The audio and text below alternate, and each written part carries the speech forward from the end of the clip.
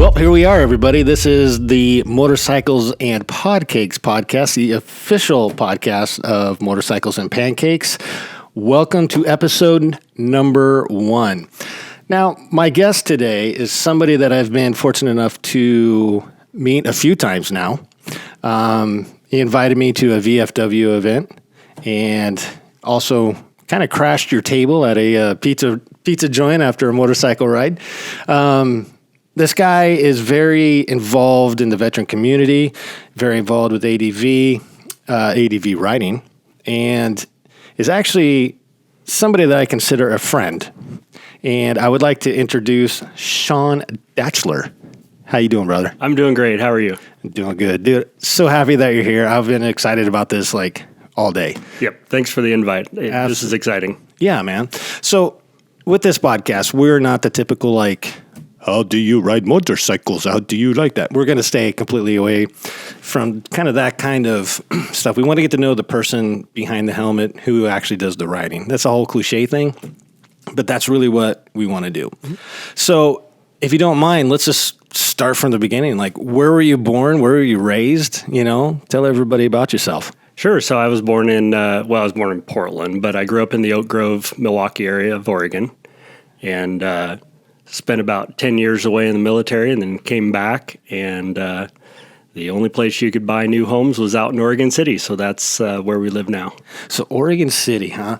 So what led you into a military career? Was it something in high school? Was it just Top Gun? Oh, yeah, of course. That came out in 9th grade. We were all excited. I spent some years in college and saw myself kind of floundering and decided it was time for me to take charge of my own direction. And so I took it upon myself to go down and check out the military and see if that was a spot for me. And my theory at the time was, worst case scenario, a lot of things I'll look at when I analyze them and try to decide what's the worst case. And then if everything is better than that, I'll accept it. And so joining the military right at 21, I was thinking, well, if it doesn't work out, I'm 25 and I've still got a ton of money for college. Yeah, there you go. And I've got some life experiences. And in the end, I found my wife while I was in the military and I spent 10 years in. Generally, my glass is half full. I had really good experiences. I mean, I think with everything, there's some negatives, but I look back on those 10 years very fondly. That's pretty rad. So with a lot of people listening, like myself, never served, right? Tell us about, did you have brothers and sisters? Did they help lead you into kind of being behind you while you went in and were checking out all the different branches? Or how did it lead to, you walked into the Navy, right? So were you thinking Marine Corps or Army or... anything else? Well, that's a great question. What would you have done differently, or would you have picked a different branch? I didn't have anybody in particular that guided me whatsoever. My grandfather was a World War I veteran. Whoa. My father was a Korean veteran, served in the 82nd Airborne in the Army.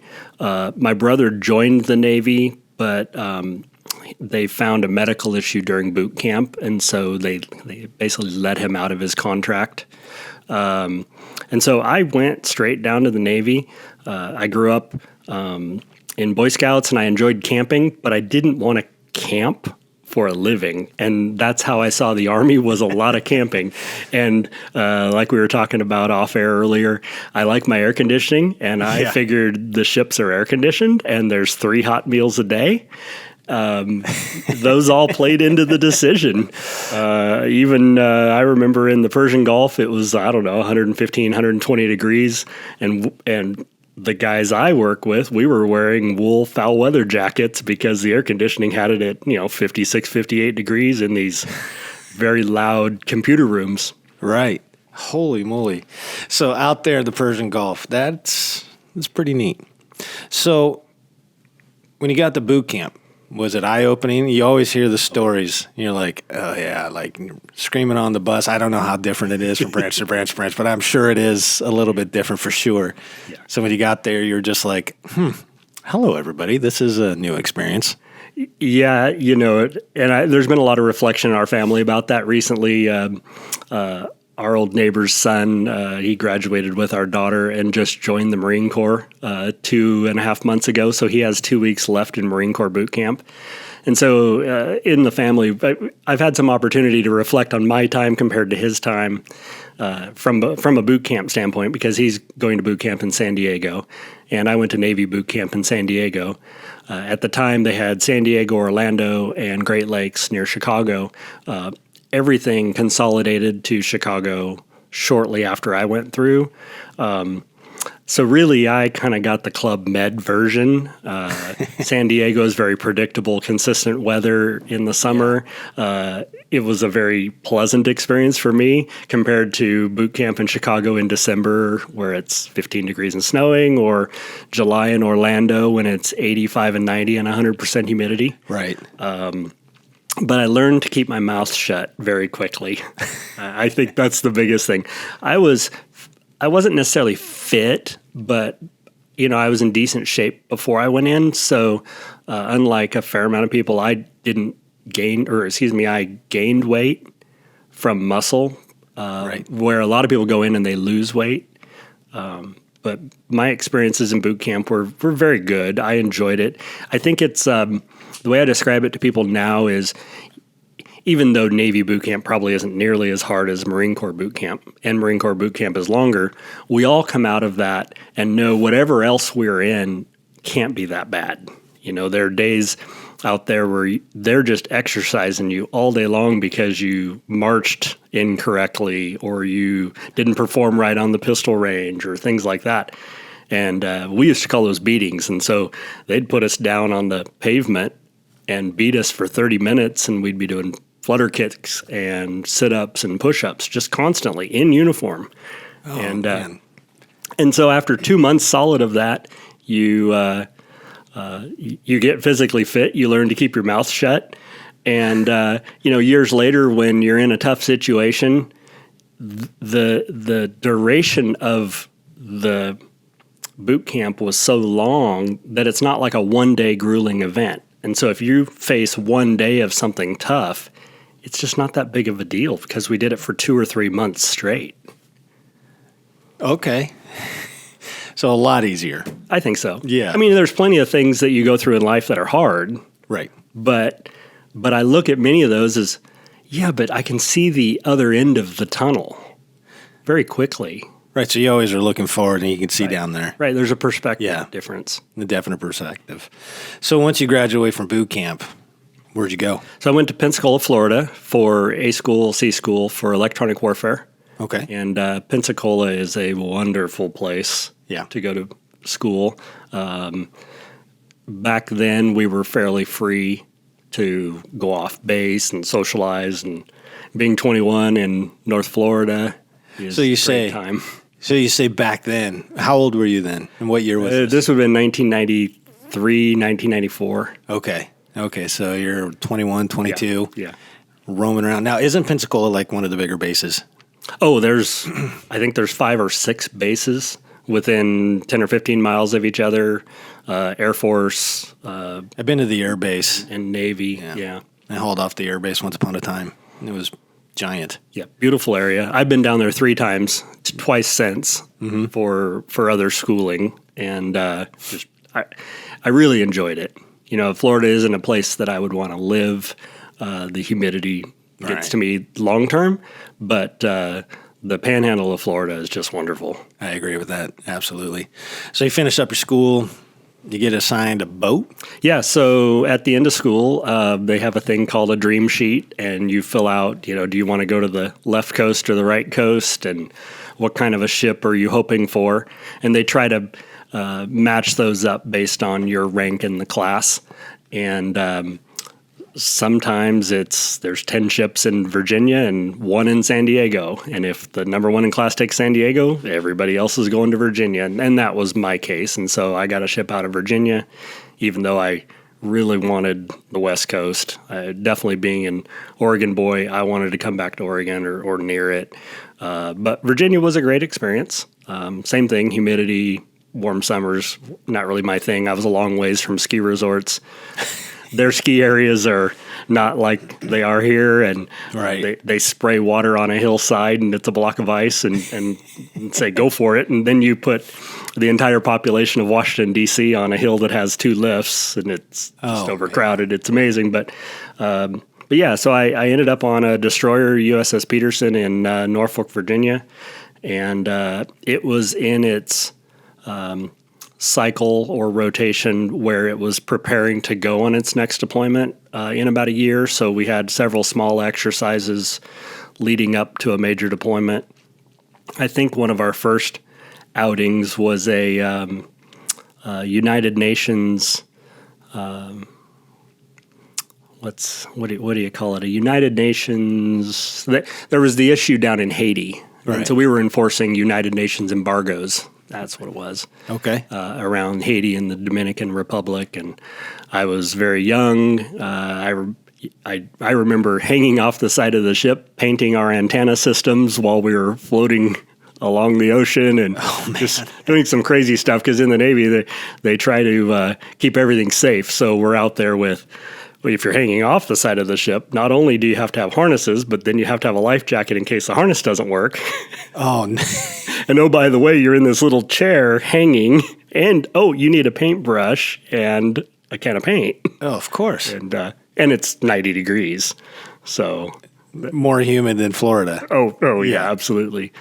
So that was one of my first experiences doing something like that, and being part of something a little bigger. As it turned out, our ship and the people that I worked with, our team, we found an embargo runner in the middle of the night, and we kind of lit everything up. We're waiting for them to do something or come out near us, and nothing happened. And then the second night, the same thing spun up, and we got the same signals and whatnot from the ship, and ended up 2 ships came out to run the embargo, and we took them both over in the middle of the night and captured them, essentially, helicopters and small boats.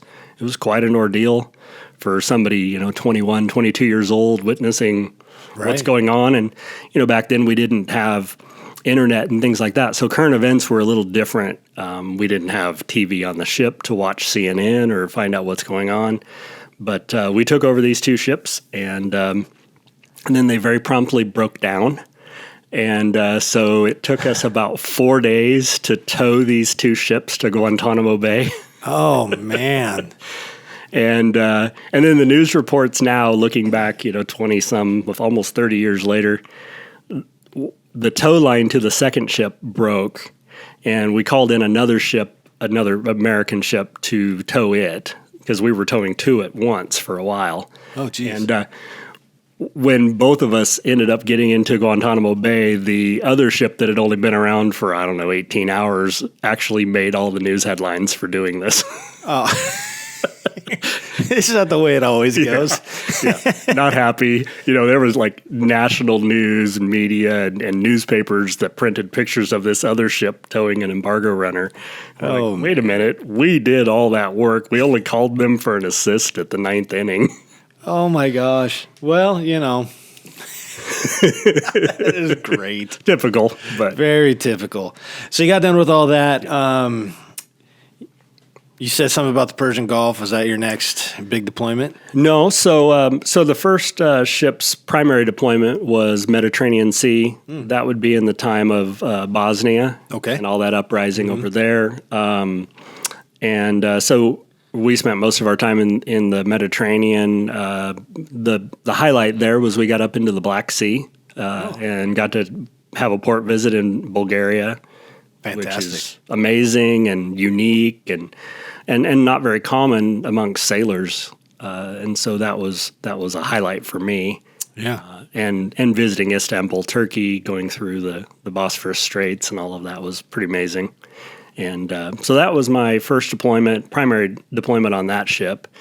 And lots of smaller exercises here and there. But then I applied for a program to go to another school, and then went back down to Pensacola, Florida after that, and went through the schooling, and then came back to another ship in Virginia, USS Normandy, and that ship was in the Gulf when I was first assigned to her, so I flew out and met her in the Gulf rather than taking the transit over. They were several months into their deployment already. And that was quite an experience, flying on a 757 with an American flag on it, but no first class, and it's a charter plane. And I didn't know things like that existed. Right? That's weird. Yeah. And it was just the U.S. military charters, kind of like Evergreen Aviation, things like that. And it was a beautiful 757 with a flight attendants, but it was just all military. And we did the mail run, I would call it, from Norfolk to Baltimore to the Azores to Sigonella, Sicily, and eventually landing in Bahrain. And then how did you get to the boat? And I flew on a CH-53 out to the George Washington aircraft carrier. Okay. And then they were in port in Jebel Ali, and the Normandy was next to her. And so then I basically walked off of one ship and onto the other. Oh, wow. And they had been at sea for, I don't know, 3-4 weeks. And so basically I'm checking in. Hi, guys. And they're like, we're heading into town. Let's go. All right, let's go. So your first interaction with the crew is going out, and I'm sure not having any beverages. Oh, no. Yeah. No. Right. Not. No. Well, unfortunately, I knew one of the guys on the ship, Chris Burnett, good friend. He and I had met in school years before, and so it was nice having a familiar face on the ship when I got there, and that was somebody I hung out with. And obviously, you make friends with the rest of the crew, but it's still nice kind of going in without a complete unknown. Somebody did vouch for you? Totally, yeah. Well, who's the FNG over here? Right, exactly. Right? Yeah, well, exactly. What are you doing here? Exactly. Yeah. Where were you last week? Yeah, so we had Liberty that weekend in Dubai. Oh, and, wow. Dubai was amazing and different and unique. I remember going through a shopping mall that looks like any other mall in America. They had a Radio Shack. We bought $2-3 transistors for the ship at Radio Shack because it was easier than going through the Navy supply system to do repairs. Oh, wow. And they had a Burger King in the McDonald's and all these other common stores. It's just the people walking around were a little different in their dress. Of course. And it was just, it was interesting, the contrast, because some things look absolutely the same, and then other things are completely different. And those exposures, I think, were one of the neat parts about the Navy, because it takes you, I've been to 26 countries, and the ability to see all these different areas are amazing. And it's a highlight of my life. Areas and cultures. Oh, absolutely. Yeah. Yeah.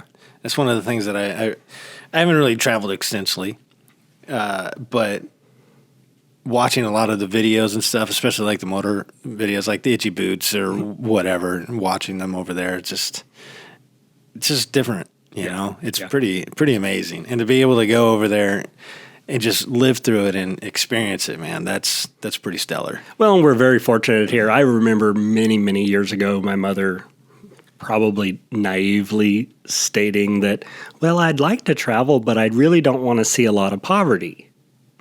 And I just kind of looked at her and said, then you might as well just stay home.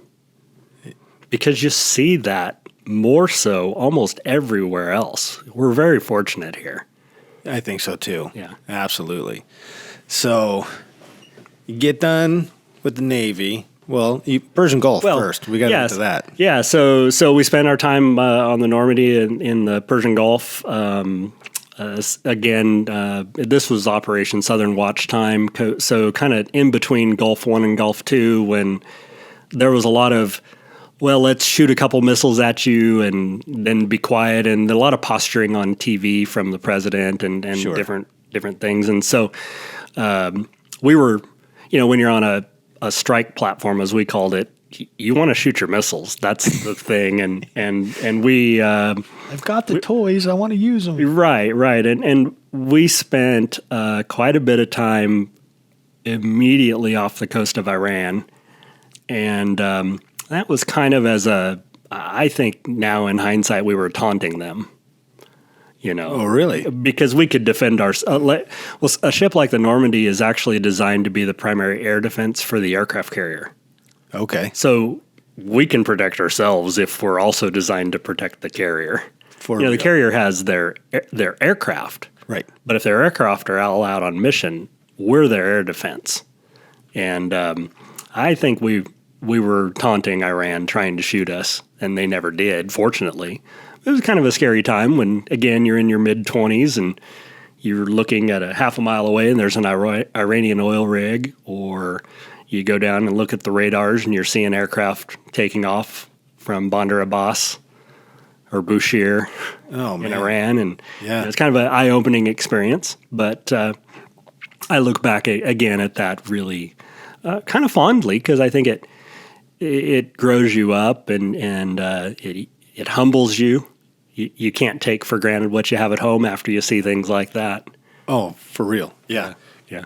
I couldn't imagine, It seems like being able to see all that stuff, just, the planes taking off like you were talking about, and it being so close to other boats, you're just like, definitely a surreal moment. Like, this is happening right now. Yeah. And it never got old. That's that kind of the Top Gun thing. I mean, you can just watch it day in and day out, and helicopters land or aircraft take off from the carrier, which was right next to us. And I can't tell you how many times I'd sit outside and just watch. Well, that's kind of cool, though. It's enjoyable. Yeah. I mean, it's a free show. Right.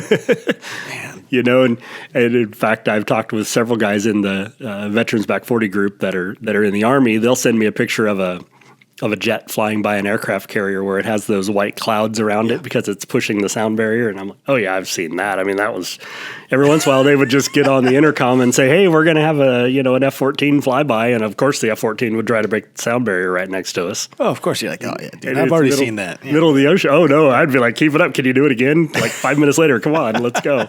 But that was exciting. But I spent a little over 2 years on that ship. And then the way the Navy works is generally you do like 5 years on a ship and 3 years on shore. Okay. And there's various elements of that rotation, but they call it sea and shore rotation. And so I was due to go to shore duty, and I had done a favor for the person who assigns you to the ships by going to the Normandy, even though he knew I was always trying to go to the West Coast. And you never know if they're going to pay back those favors, but when it came time for shore duty, I was stationed in Seattle. Oh, and fantastic. It's very rare to get an across-the-country move. Usually once you're on one coast, you're kind of stuck there. Okay. And so I did shore duty in Seattle, and that was it was a wonderful experience. I was a fleet tech rep for our systems on the ship. And so what that means is the more the junior sailors on the ship, when they're doing their maintenance on those systems, when they get stuck, they would call us for help. And kind so of like tech support. Totally. And so that's it's kind of a two-part role. So that's the first role. And then the other role is we're also an inspection team. And so before a ship can go on deployment, they have to be certified that they're combat ready. And so I was on that inspection team that, again, would go on to the same ship that I've been helping them maintain. I kind of know what it's like, and we would then go on and inspect them and tell the admiral, yep, they're good to deploy that particular system I'm responsible for. And so I had the opportunity to ride quite a few ships to sea up there, oilers, frigates, aircraft carriers. And the carriers were the highlight, talking about watching planes landing and taking off. At that point, we were considered the guests on board the ship, and there was no admiral on board for these inspections. And so we would get to go up on the Admiral's Bridge when we were done with our daily duties and just stand there and watch flight ops.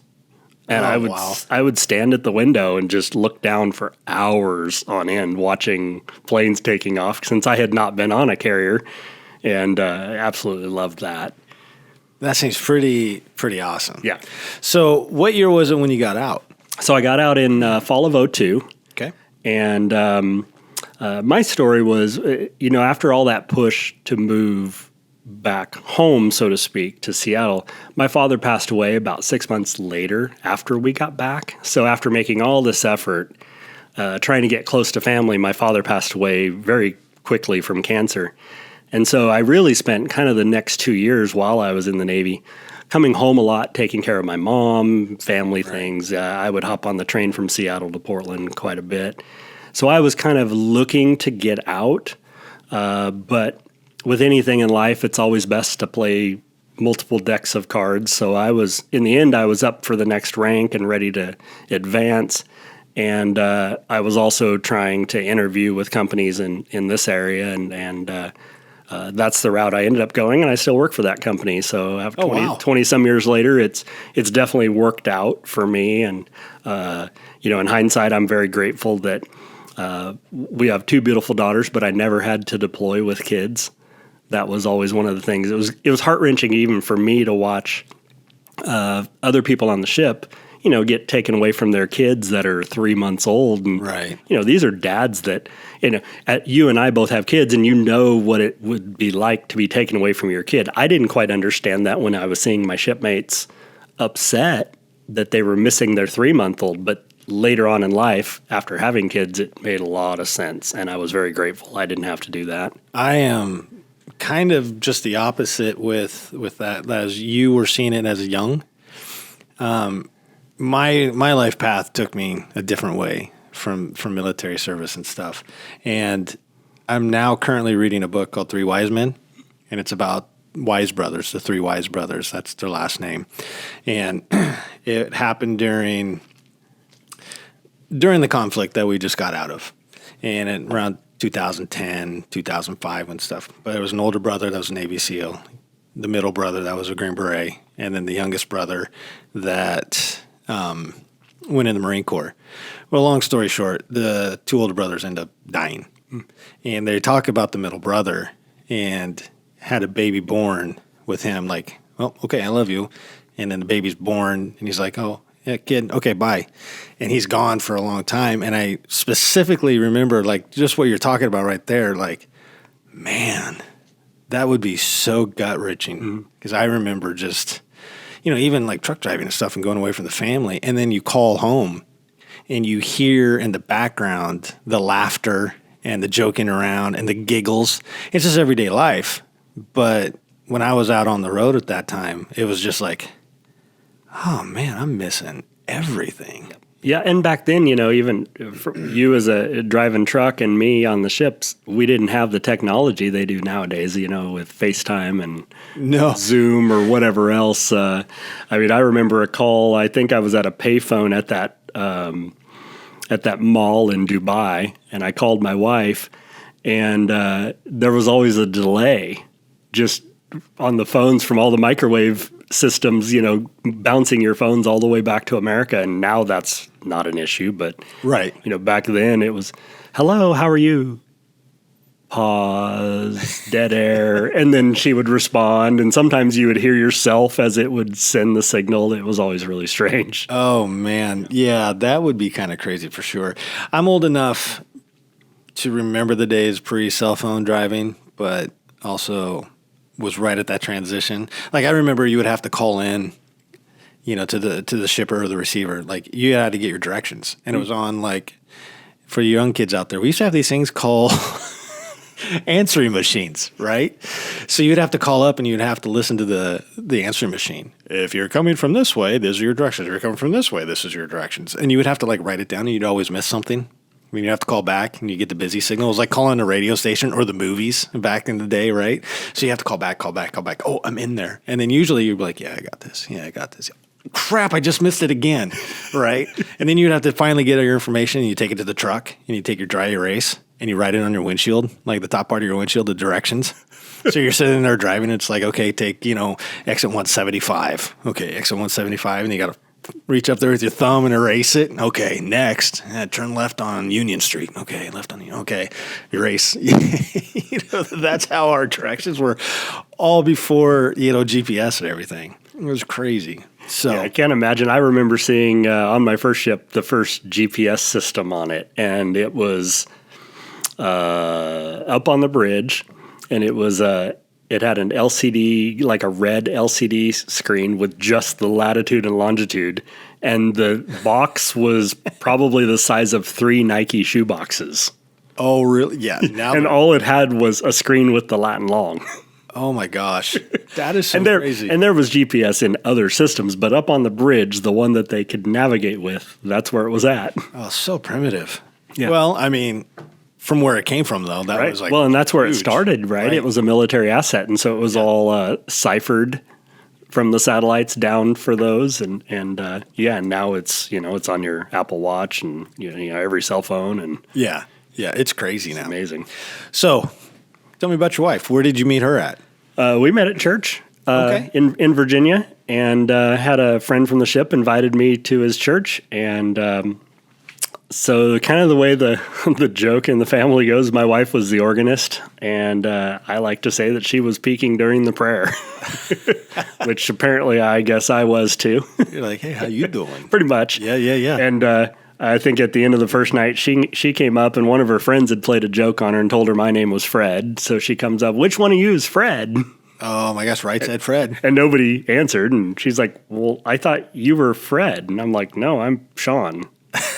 And then everybody, all of her friends laughed, and but we hit it off very quickly, and got married about a year and a half later. Her family welcomed me in there, and a wonderful family, and we've been married, just celebrated 25 years. Oh, congratulations, man. That's a big one. Yeah. For sure. Kind of proud of it. Yeah, you should be. Absolutely, especially in today's day and age, right? Absolutely, yeah. Heck yeah. So you courted her. Yep. And you said, what's up, baby? Let's go get some drinks. Pretty much. Got a pretty face. Oh. Is that what your bunkmate used to say? So you get out. So So you went to work for this company you're currently with now, and you've been with them for a while. Yeah. So at what point did you decide, those little two-wheeled thingies over there, I really like them there thingies. Did you actually start riding? Well, so we really have to rewind before everything else. I got my first bike when I was 5. Okay. Kind of woke up, went in the living room at Christmas morning, and I had a Honda MR50 in front of the tree. Yes. And I never raced, but weekends in the spring and the fall, my dad liked to avoid the woods in the summer because it was hot, and we would go early fall, and then he didn't like to take us riding during hunting season most of the time, unless the weather was just epic, and then we would still go during hunting season. But I spent most of my time in Brown's Camp and those areas just riding trails. Yep. And, now when you get around people that have ridden maybe 5 or 10 years, a lot of them learn to ride on a track. So they understand singles and doubles and jumping. And I still to this day really don't even, I can jump, obviously, but I don't like to get my bike in the air. I just like trail riding, single track, double track. So I did that for through my teenage years. And then that was also kind of the age of the mountain bike. And so I became an Eagle Scout, and my dad's kind of reward, if you will, for that was he bought me my first mountain bike. I got a really neat GT, and I was able to afford taking myself places to go mountain biking. And so for me, not really having the ability to truck and trailer motorcycles around, throwing my mountain bike on a rack on the back of my little Honda Prelude was much easier. And yet I still kind of had that same single track experience. And so I mountain biked for many years. And many years in the Navy, I took my mountain bike on the ship, and I've mountain biked in Ecuador and Spain and France. Oh, wow. And, Cuba, and we would just carry it off the ship, and several of us would kind of hide. We were allowed, but we would hide our bikes in fan rooms for the deployments. And so I always had that with me. And then kind of in my early 30s, I went back to motorcycles. I bought a Honda VTX 1800 and kind of jumped straight to a big, heavy cruiser because I thought that was big and comfortable. Naively. Yeah. I fell victim to that as well. Yeah. Yep. My dad was a big Goldwing person. And, Goldwing wasn't my thing, but a big fancy cruiser was. And I enjoyed it. So I did that and then got back into dirt bikes, bought a Honda CRF 450R, the race bike. And I rode that in the woods. A lot of my friends really weren't into dirt riding too much. And at that time, I started noticing the forests closing down to bikes. And if you remember, the Forest Service policies used to be where you could ride anywhere unless posted. Right. And now the current policies are you can only ride where posted. So I think of it like a 90%, 10%. You could ride in 90% of the woods and only 10% was closed off. And now it's the opposite. There's about 10% available and 90% closed. So I saw the need for a plate. And that kind of brought in the dual sport craze. And Right. And so I went that route. And then really the dual sport was what got me into ADV. Going into large ADV bikes was more accidental. I could have easily done the Honda VTX 1800 and had a dual sport, but the VTX was uncomfortable. So now I have this dual sport that'll take me into the woods and anywhere I want, but it's not really great on the highway. And I kept watching when you look out at motorcyclists, who rides 500 miles a day? Unless you have a Goldwing, it's a guy on an ADV bike.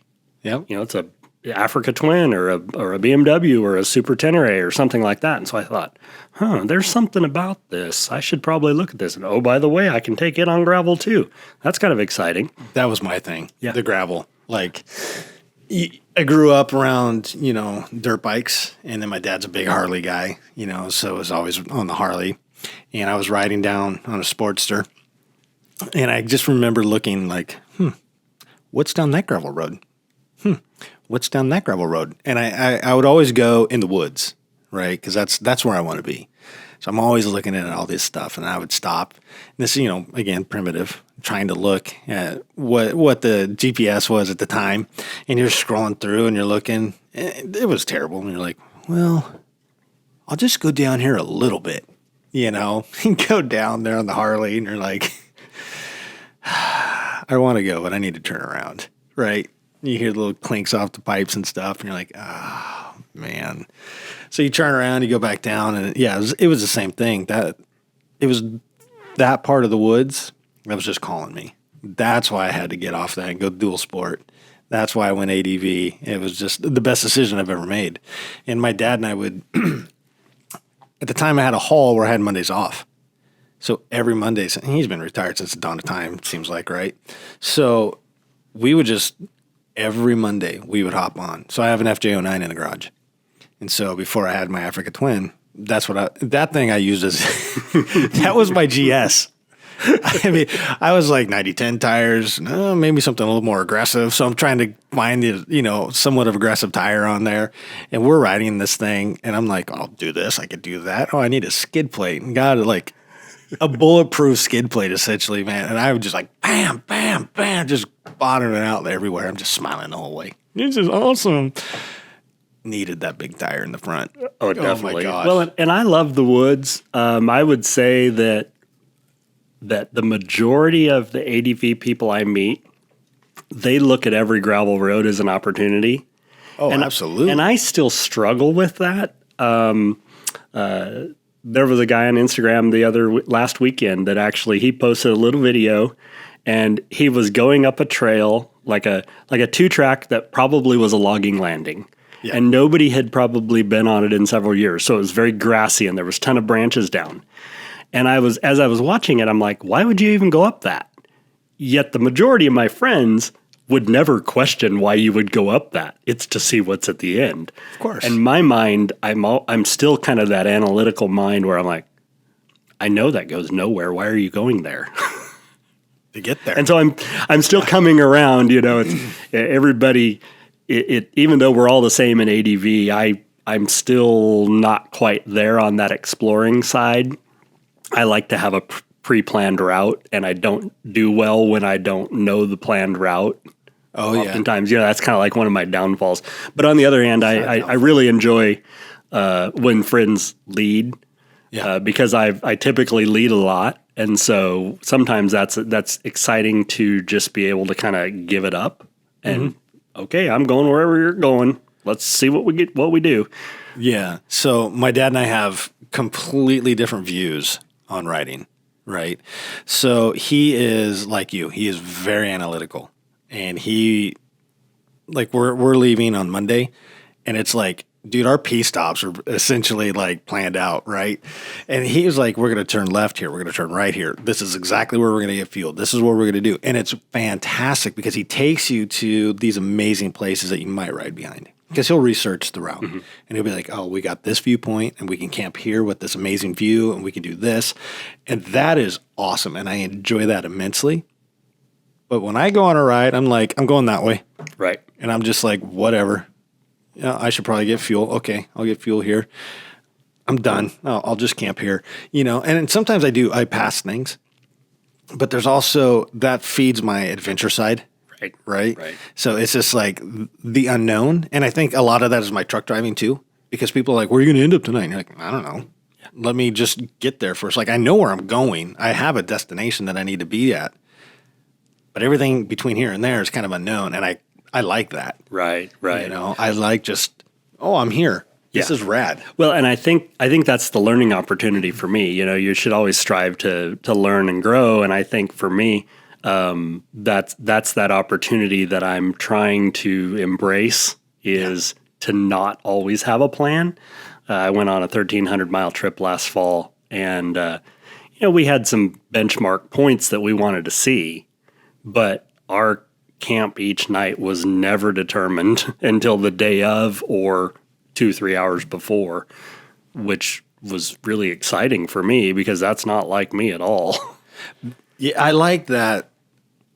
Towards the end of the day, like, okay, we're here. Mm-hmm. I really like that because we did a trip last year too where we did the Oregon BDR route number 4. So we tried it the year before, and there was like a ton of rain that was coming in, and we were getting extremely rural, and we were riding on that really Eastern Oregon fine, like dusty that talcum dirt, powder stuff. Just right on top, and it was just, that's all it was. And we were all like, if we get that like inch and a half of rain that we're supposed to get tomorrow, this is going to be a catastrophe out here. And we are going deeper. We passed the woods. We're in the wilderness now, right? The definite difference. So we were like, okay, let's bag it. So we went to the town of Mitchell. Mm-hmm. Ended up being great. We had the next day we had a little bit of an adventure, but it was awesome, right? That's the adventure why I have a high fender kit on my bike, because we got into the rain with that talcum powder, and it just, man, it got on my tire and in between my fender, and it just locked. It became cement, and I was like, I'm not doing this anymore. We had to take it off. We had to take brake lines and move everything around. It was exciting, but I was like, as I'm doing that, you're kind of frustrated, but you're having fun all at the same time. You're like, this stupid son of a, this is awesome. All at the same time, right? So at that moment, I was like, high fender kit. I am not doing this ever again. So, but that was kind of the thing with when we went back, we had the starting point where we pulled off. We're like, that is our starting point. So we did this, but we ran so far ahead of schedule. We were making a lot better time than we thought we could. So my dad really planned a really amazing route, and we did the Route 4. Saw the biggest mountain lion I've ever seen in my life. Came around the corner, and this thing was coming from my right to my left in a burn, right? A fresh burn. Its tail, I swear, was like 3 feet long. And it just jumped up like, 5 feet and literally disappeared. We came around the corner like 40. And we're both like Dave, the neighbor Dave was in front of me, and then it was me and then my dad. And my dad was kind of slagging behind a little bit, and Dave and I came around the corner like at 40. And the thing was like 50 yards, 70 yards ahead of us, and just right off the road into a burn, gone. Well, and I think that's the amazing part about ADV is it gets you out into those places. Yeah. Right? Yeah.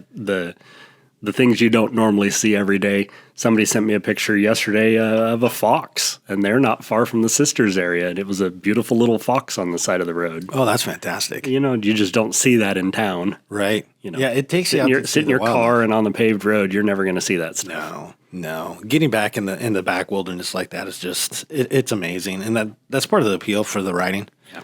It's just absolute, just out there. Sometimes you hit those campsites and you're just like, I can see the Milky Way. Right. This is amazing. Yep. There's nobody around at all. Yep. And sometimes people are like, what was that noise? Is there somebody out here? You're like, dude, just go to sleep. Just go to sleep for real. I think watching YouTube, Ben from Dork in the Road has a video where he he lays that out. It's a camping trip. It's like his first camping trip by himself. And he lays those vulnerabilities out about how, what's this? What's that sound? You're almost creating sounds in your own mind. They're not there, but you're creating them. Is it Sasquatch, or what? Oh, no, I'm Sasquatch. Hey, everybody, how you doing? So with that, I'll pile on Ben's little thing because once upon a time, this was probably 20 years ago, again, back to truck driving, I was coming up Highway 93 on the east side in Nevada. So I was coming out of like Vegas, and I was heading up into like Idaho. And I was on the east side of Groom Lake, Area 51, right? And so sometimes out in the middle of the desert, they have these like massive wide spots. And you can just pull over and kick it there for the night, right? Like, oh, I got to reset my hours or whatever, so I'm just going to stay here and do my break. And I was there all by myself. I knew where I was. I knew everything was a bunch of BS, right? And so it was not hot. It was just right where I had the vent windows open up top, right? I had the windows and the door just cracked a little bit. Man, I was sleeping like a baby. And all of a sudden you hear like, you're like, what is that? Dude, you were up and you were like that panic, like, what is that? What is it? What's going on? And then you hear it again.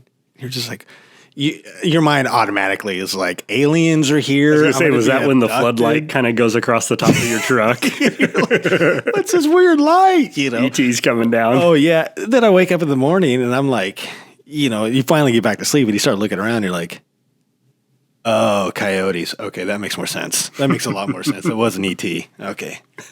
We're good here for sure. Yeah, there's some different sounds you find in the woods when you're out on bikes or trucks. Oh, yeah. Obviously, it's pretty unique. It is fantastic. I just love it. So back to Shawn. So you're out, you're doing your riding thing, and at some point you're like, I need a Tiger. So you ended up buying the Tiger 1200. Yeah, so in 2018, I bought a 2017 Tiger 1200, and I didn't have anybody to advise me. Like when I look now, I love spending my friends' money. Of course. I know where you're going with that. Yeah, two of my friends bought GSs just in the last week. Well, a day apart, a week ago. And I had a hand in both of those, and it's fun spending other people's money. Yeah.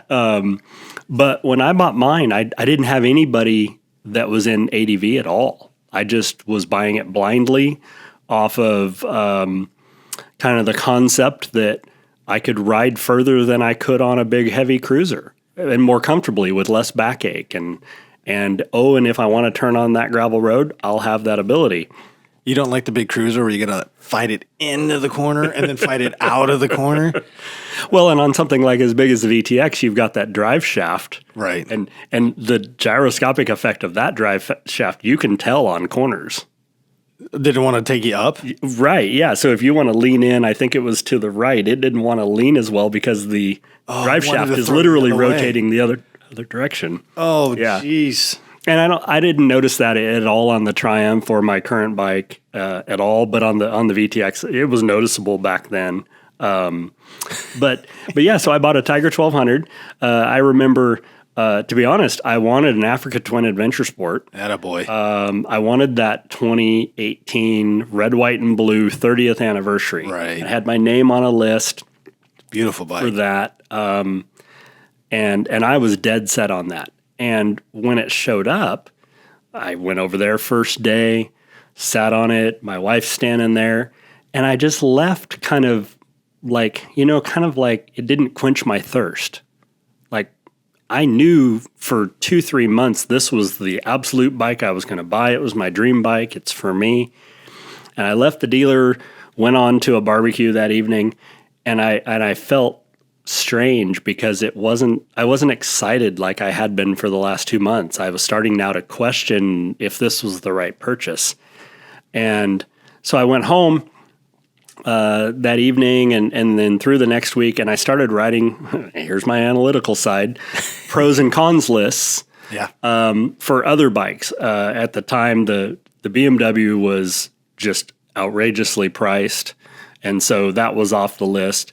But the Triumphs were quickly coming into the price range, And you remember back in the teens era, you could still find a bike that was a year leftover. And so they'd throw massive incentives on those things. And I hope those days come back. Oh, my gosh. So do I. I think when I bought my 450, it was 2 years old, but fresh in a box. Back, my old one. But so the Triumph was a year old and with a lot of incentives, and it was priced like the Africa Twin at the time.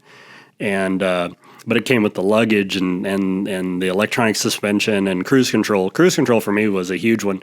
I run cruise control in my car, even in traffic going to work. It's kind of like a video game for me. That's just how I operate and drive a car. Some people, like my wife, she could drive from here to San Diego and would never put cruise control on. She just hates it, doesn't use it. For me, I'm the opposite. I'll use it for stoplight to stoplight. Sure. Just how I function. And so having it on the bike was an absolute game changer for me. And I loved the electronic suspension side of it. Yeah. The Tiger was a great entry into ADV, but there's no torque in that bike. It's all high RPM. So it's a wonderful sport bike. It's a wonderful bike in the curves. But when you get on a 2-track gravel road that's somewhat kind of technical, where you're going up and over bumps and down and through, you're always hunting gears because you could just never quite be in the right RPM. Yeah. And the more I got into understanding how this bike should operate, it wasn't meeting my needs. And so I moved on to my current bike. And which is? Last year I bought a BMW 1250 GSA. And I had a friend ask me last week, so do you ever miss anything about the Tiger? And I said, no. And then I quit very quickly. And then I kind of thought about it and I thought, well, okay, in all fairness, the Triumph has an amazing sounding engine.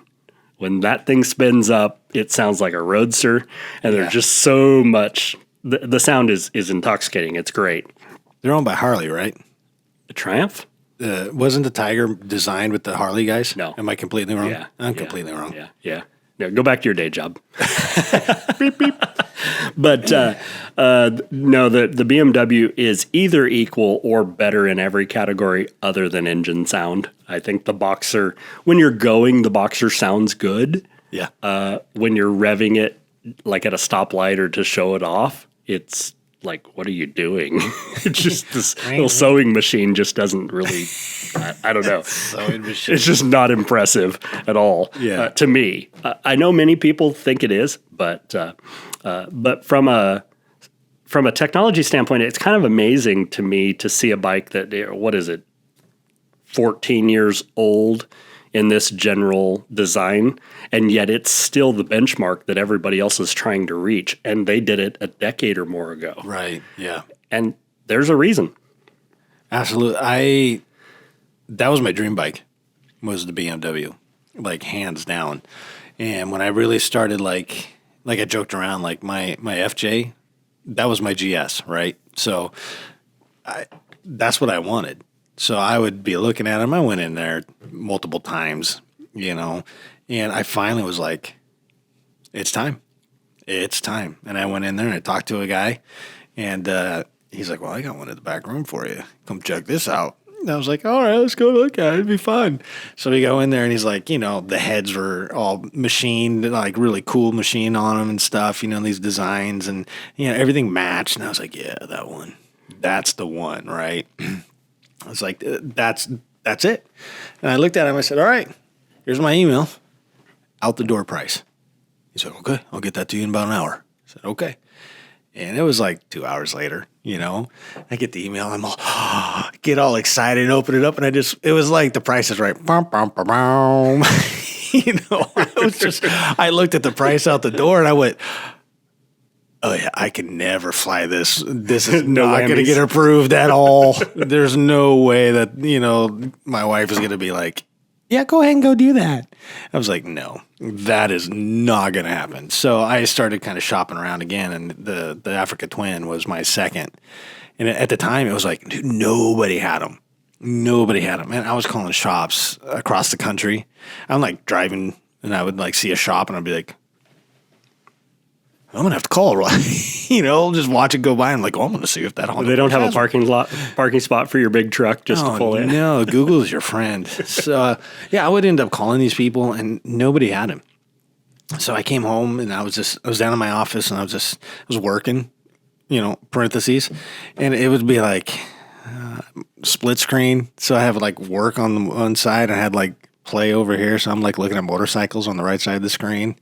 And finally I just brought up Hillsboro Motorsport Hillsboro, and was kind of perusing their site, and they said they had one. And this is on like, I don't know what, I had to like wait 2 days. So I think it was on a Sunday. So they're closed Sunday, Monday. So I call them on Tuesday morning, and I'm like, I know you don't have one, but your website says you have the Africa Twin. And the guy's like, well, hold on. You play phone tag with all these guys. Finally, salesman comes on. He's like, yeah, dude, I got one. It's still in the box, though. And I go, you don't have one anymore. Build that thing. I'll be there when it's ready. And that's exactly what happened. It was like 2 days later. He's like, well, it's ready. And I was like, I've already shopped on it. I've already sat on it. Like, that's the one I want, And it happened to be the black color that I wanted with the gold wheels. I was like, yeah, that one. It was awesome. And I got on it. I was just like 12 years old again. I'm like, I got a motorcycle. Like the one I wanted. It was fantastical. Well, and I think now in hindsight, I think we're all, you and me, we're all more experienced with what those good bikes are now. Yeah. And I think really now the Africa Twin is kind of a benchmark, just like the BMW. It's so torquey, it's so reliable. That some of those things are just perfect for it. There's so many accessories for it. If you want to buy something and customize it, there's not too many things out there besides an Africa Twin that, you look on eBay or AliExpress or Amazon and there's tons of accessories for it. I think I bought them all. Shh, don't tell that. No, I didn't say that. I bought one thing, right? Not multiple. I got to tell you though, when I put that high fender kit on, it was from Altrider. I was looking around and I was like, well, they have a kind of an aluminum radiator cover for the two radiators up there, and I was like, oh, I should buy that. No, and then I put the high fender kit on. I was like, oh, I have to buy that now because it's just this little plastic thing from OEM. Right. And it was so good. Every once in a while, I'd just be riding here, bang, and I'm like, oh, I am so glad I got those. Yeah, just so happy right now. Otherwise, I'd probably be pulling a thing from freaking Red Dawn. Everybody pissing the radiator. I love the Africa Twins with the high fender kit. Have you had any problems with it at high speed? I've heard some people where they feel it move. I have never been over 55 miles an hour. See? Ever. Talk about a rule follower. Exploring and follows rules. Yes, and with that, cheers. Cheers, mate. Yeah, I have not, actually. I heard that, and I actually researched it quite a bit, and it was 50-50. But I think the Altrider one is a little bit different because it has airflow that goes through the top. Like if you look at it, it's got a little hole through it with a little aerodynamic. And I don't know if that makes all the difference in the world. But for me, I haven't had any issues. But I also won't get stuck ever again. Well, I think that's a good brand. There's plenty of good brands in the motorcycle realm, in the ADV realm, but Altrider to me kind of stands out as it's an American company. Yeah. And granted, I've got a few Chinese parts on my bike too, but I also have some Altrider stuff, and the build quality is great. It's super durable. Shipping's quick. Prices are right. I think they're fair. Yeah, I got lucky. I had some questions about that high fender, and I called Altrider and I talked to Lynn, and her and I chit-chatted for a while, and this is how we design things. This is what we did. I'm part of the design team. This is why we did it this way, so on and so on. I think I bought, don't tell anybody this, but I think I probably bought like 3 things off that phone call. I was like, okay, well, if that's it, I'm also looking at this and this. Right. And Smart. it was it was amazing service. And I try to do the same thing, American made and more local, if I can. So Pacific Northwest is where we're at. So wherever you're listening to this right now, we're located in just outside of Portland, Oregon, right? So we have Giant Loop. I'm going to say it. We have Moscow Moto. We have, alt-riders up in Seattle. I mean, there's a ton of places. Yeah, even West Coast Power Sports out Right. of Medford, that's who imports all the Motos tires and all the Barkbusters for America. Yeah, I mean, it's all right here. Yeah. So I try to support them. It's just the same thing. We have a motorcycle shop. We were just talking about, I think we missed each other at Apex today by like minutes. Right. I seriously think like you were either there right after me or right before me. I don't know which one it was because I saw your post and I was like, holy crap. About 11:30. Yeah. Dude, we just went away. I love the local shops. This shop's been there for 20 years or more. Do you know the story about how it started? Well, I know that Ryan and Aaron aren't the OGs. Right. That I think it's Ryan ended up buying it a while ago. Yeah. And then Aaron and him are partners and stuff. And Aaron he is a mechanic. Oh, he's great. And the way and they're friends with the owners. So the owner owns the building and the drywall shop next door. Right. And he's like an internationally renowned trials rider. I did not know that. Yeah. That's pretty rad. Yeah. And I pretend to be a trials rider. You're right. I did. That's just me going over the handlebars. Yeah. I do that really well. But yeah, he started the business originally, but I love having a local shop. This isn't the shop where you can go buy your brand new climb jacket or fancy helmets, but you can go in there and I need a clutch cable, I need brake pads. Can you put a new tire on for me and things like that? And they're quick and fair priced and friendly and I've shopped around. I'll look at some of the online places in tires in particular, but their deal is the best for me. I do not like mounting tires. Yeah, many people in the dual sport and ADV world insist on doing it all themselves, right. But when you buy a tire from Apex, they'll mount and balance for free. Yep. Like, thank you. I mean, I can take them off the bike. I just don't feel like wrenching the tire off the rim, and I'm the one of those that I scratch everything up 20 times. I'm the same way. And just like you said, you buy the tire from them, and then you and I are probably the same way. We go in there all the time, so we have the quote unquote good guy discount, right? I've always wondered and with your discount, it's this. Okay, and I've never asked why I get the discount. I have actually. Oh, I'm like, why are you giving me that? He's like, you're a return customer. You come in here all the time. Oh. I'm like, okay, I like that. I just figured I'm not going to give up a good, as soon as I ask, maybe I mess things up. I'm just, okay, thank you. No, he and I were just sitting around BSing one day, Ryan and I. And I think we were waiting for Aaron to get back or something. I don't remember what it was. Aaron had to be there because the dog was there. But yeah, it was just, I like when you buy the tires from them. And in fact, I was getting ready to go on a ride last year. My dad and I, we went to the Steens. And, dude, it was an amazing ride. Oh my gosh, that ride was amazing. But I needed a tire. And I go in there and I'm like, dude, I need a tire. Like bad. I didn't realize it was that bad. Like I went for a ride. I think I went up to Ladie. And I came back and I'm just like, oh my gosh, this tire is hammered.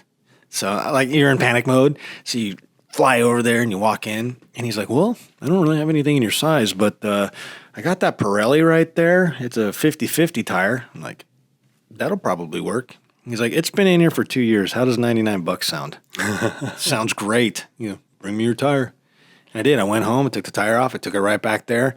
Aaron did his thing back there, changed his tire, and it was done in like 10 minutes. Yep. It's like, okay, bye. Yep. And I figure if I don't shop at those places, they won't be around much longer. Oh, you got to support them. And look at some of the big shops. I think I had a friend that lost a fuel pump on a KTM, and I mean it sat at the dealer for 6 weeks last summer. Oh, yeah. And so I want to keep these small mom and pop shops around. And I kind of envy the small businessman. I remember going to a high school class reunion, and I tell this story amongst my friends that. It's not to me, it's not these executives that I admire, the people that are super successful or making a ton of money. But I remember a couple of my classmates are these small business owners. One owns a pet shop, and she's owned this pet shop for, she's started several of them around where she's lived for 20, 30 years.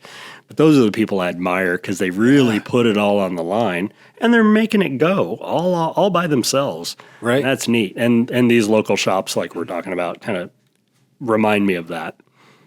And we're not paid by Apex, but go shop there. Yeah. They're awesome folks there. If you're ever around Oregon City, Ryan really thought that more dual sport adventure guys were going to go there because of their location. It's like the last stop out of town, getting into the woods and stuff. So it's more of a motocross kind of dirt bike store, but it's very, very ADV friendly. And they're starting to carry more and more adventure, like especially tires. Yeah.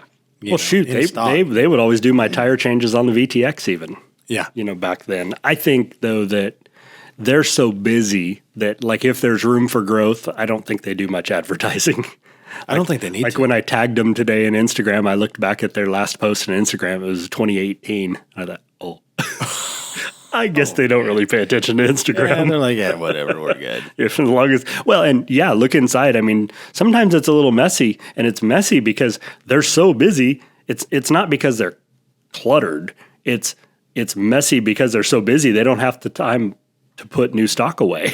Yeah, I've been in there before when UPS shows up and just brings in tire and tire and tire, and you're like, holy moly. Oh, yeah, and they dump it right in the middle of the room. Yeah, and they're like, oh, it's fine, see you tomorrow. And then they got 20 of us walking in, okay, can I get my tire? Like the guy never has time to put anything away. Yeah, or he's sitting there just kind of BSing somebody who calls, and he's like, hey, Apex, can you hold, please? So what were you saying?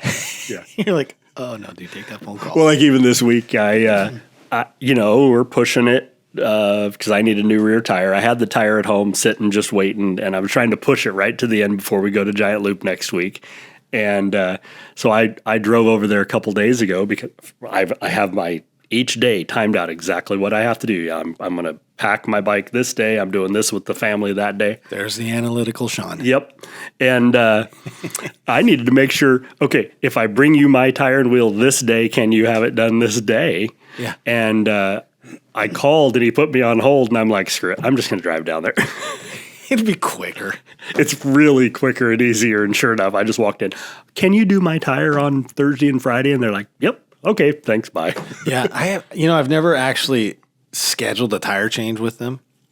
I've always just kind of like, oh, your tire will be in this day, and then he'll call me, hey, your tires are here. I'm like, okay. And I just bring my wheel set in if I do both or just the rear or whatever. I'll just be like, call me when it's done. And that's how I normally do it. Mine generally the same day. It usually is. Mine was a little unique. So I tend to run, at least so far, the same front and rear. And if I treat them nicely, you can usually go 2 rears to 1 front. And the tire that my BMW came with has been discontinued. And so nobody can get the tire. And the dealer had 1 left. So for me, it was cheaper to buy that tire and not have to buy a front than start off with a whole new flavor of tire. Sure. So I've had this 1 tire just sitting at home waiting, and I paid Apex to mount it actually because you didn't buy it from them. Because I didn't buy it from them, right. But still, they didn't gouge me at all. I'd gladly pay that much rather than breaking my back and my tire irons at home. And right. Plus, he balances it. Some people I know are like, "Oh, you don't need to balance it." Well, hey, guess what? If he's got a balancer there, balance him. Yeah, for sure. So I've got a brand new tire on, ready for Giant Loop next week. Oh, is there some trip or something coming up? Yeah, I think you're going on it too. So did you say you're leaving Monday? Yeah, so right now Critter's on his way down here, and we're going to do a live feed here tomorrow. I think my liver's ready for it. I just got to say, your last live feed between you two was absolutely off the charts, hilarious. That's good. I enjoy a lot of the kind of the ADV YouTuber live streams. Some are better than others, but that one was unexpected. Like, you both are characters, and you both are great in your own rights, but you never know how it's going to go. Right. And I was like, I was disappointed when it was over. It was over because YouTube said, you're done. Right. We were just sitting there talking. He's like, oh, it's off. I'm like, what do you mean? He's like, I guess YouTube said it's off. And we started looking at it. We tried to restart it nothing. I don't remember exactly, but I think that's the one where, I was sitting on my TV just like, okay, maybe it'll start back up. Right. We had a bunch of people. No, it's not. A bunch of people saying the same thing. Yeah. And then I went up there for the Easter Giver ride and up to Canada for those of you listening. I just assume everybody knows what I did. So Critter lives up in Vancouver Island. And so I went up there to his house and did the Easter Giver ride, which is it was the second annual Easter Giver ride. It was amazing. what a journey to go up there into another country and be welcomed by such a rad dude. And then we did the live feed, and we ended up riding and meeting everybody. Everybody's like, should we whisper to you? Are you guys okay? And it was like a thing. Like, everybody was like, did you have any whiskey last night? And it was just like, it was hilarious, man. So there's so many great people up there. They call themselves the Mixed Nuts. So what's up, Mixed Nuts? Right? And they're fantastic people. It's just, I've said it, and I feel like, God, every time I talk about them, I say they're fantastic people. But I don't know how else to say it. They're just all rad. Well, what a beautiful place. I think you're going up in September to his fundraiser event, aren't you? Dude, his fundraiser event's going to be, for the lack of 1990, off the hook. I don't know. It's going to be amazing. He has done him, and then Summer Hurst. Mm-hmm. She's one of his friends, and she was like a pretty pivotal involvement with getting this whole fundraiser together. And man, it clicked, and everybody jumped on board. It's going to be amazing. And it sold out a lot quicker than I was expecting. I was still in the, should I go? Should I not go? Oop, sold. Yeah. Crap. I could not believe how fast it sold out. Yeah. And it's 3 days, I think. Was it 3? Was it that long? I don't know. I don't remember. I mean, it's amazing, though. Think about it. I mean, he put the tickets on sale probably in April. And who would buy in April for an event in September and expect it to sell out in 2 or 3 days?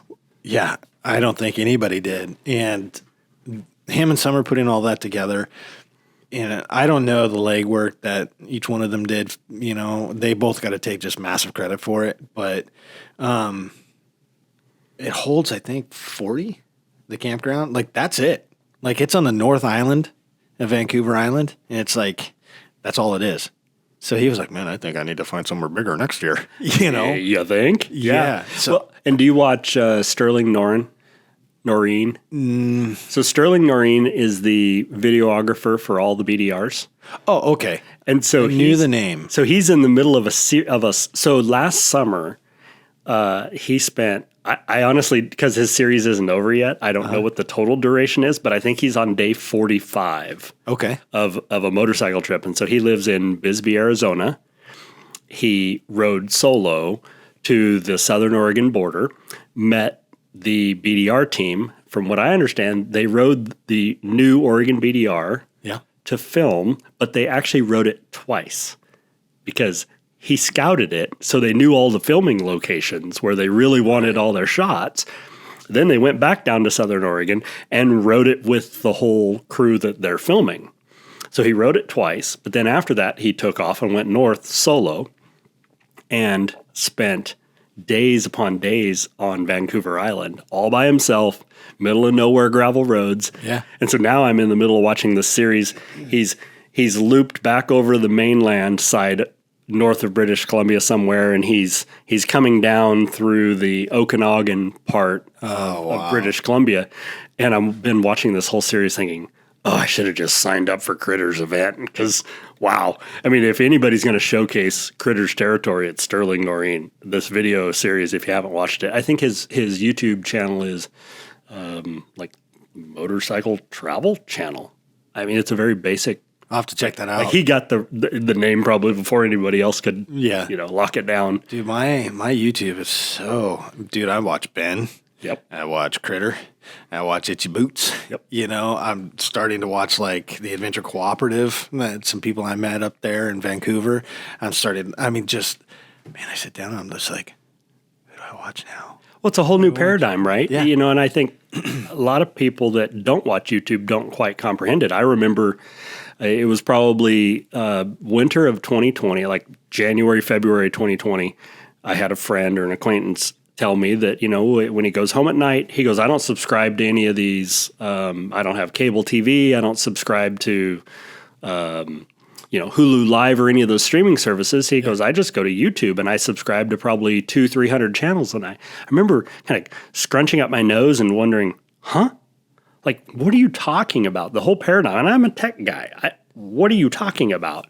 And then now, that's where I'm at when I go home and I we're done with family TV time and I want to go off and watch my shows. I turn on the TV and the first thing I do is I go to YouTube and I look at all the recent things I'm subscribed to, you and all the other ADV guys, and I don't know, I probably subscribe to 70 or 80 channels, but there's always new content there, and that's usually what I go to first. And then if I give up, then I'll go watch just regular TV, but that's a bad night. Yeah, I don't watch regular TV. Like, I have cable, but it's for football. Well, right. Right. I love football, college football. I'm a 49ers guy. Sorry, everybody. And then, college basketball, and like especially March Madness. But other than that, dude, I don't watch it at all. It is literally all YouTube. Like, I have friends, and when you know the creator personally, and you're just like, oh, this is awesome. Yep. And he'll say something, or she'll say something, and you're like, inside joke, got it. Yep. Well, and they're so nice in person when you go to these rallies and you meet these people. Yeah. They're like, they are celebrities. They really are. Yeah. But on the other hand, they're approachable and they're down to earth, and their advice is usually very valid. They're not pious or pompous or cocky about that. They like to share. They recognize how they got there. Right. No, I think you're absolutely right. And there's some bigger names that sometimes I'll get a reply, and I'm just like, wait, what? Right. Or a comment, and I just scratch my head. And like Henrietta, she's over in Jordan right now, and she'll like comment on tons of my stuff, and then we go back on chats and stuff. I'm just like, what is going on here? Right. Yeah. Or Grace. Yeah. It's like the same thing. Dude, did you watch her new video?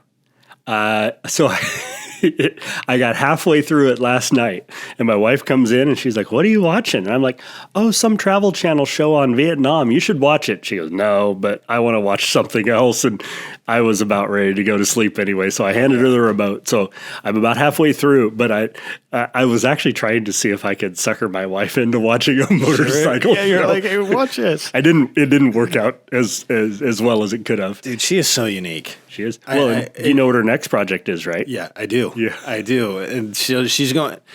Now, I remember when I crashed your little beer party there after the ride, you guys were talking about it, and I was like, I mean, I could follow along. You're like, were you a vet? No, you can't go. I was like, I know, I'm just trying to. Hey, you sounded like Bill and Ted right there. Yeah, right? And then all of a sudden I see that she's going, and I went immediately back to that and went, wait a minute. Do you come with a whole film crew? No, but I can bring GoPros. Right. Right? And I can bring Barley the Harley guy. There you go. Oh my gosh. That guy. So, yeah, dude, I watched her thing. I watched her new video yesterday morning. So I wake up, got my morning coffee routine, whatever, do the French press, and I turn it on. I know it was there, right? Like, I've been waiting for this video to drop. I go down, coffee in hand, turn it on, pop this video in. I did not say a word. Pop this video in. Well, is it like a DVD? Quote unquote, right? Or is it are you thinking Betamax? Betamax. Exactly. What era are we talking here? I don't know.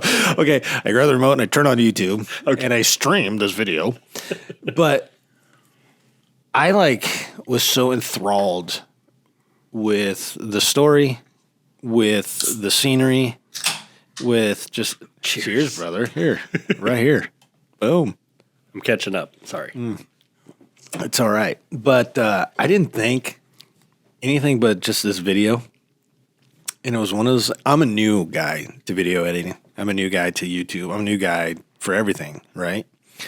And I got done with that video, and I just sat there staring at the TV, and it was like loading the next video, whatever it was, and I just hit the back button. I'm like, no. Like, I have to kind of process what the hell I just saw. And I was just like, I need to go to my YouTube channel. I need to select every single video I've done and hit delete. Oh. Like, what am I doing? Because this was profound. Like, that was an amazing, like, that's part one. Yeah. I'm just like, wait until she meets up with Alex. Right. And that dude. Right. I mean, holy moly.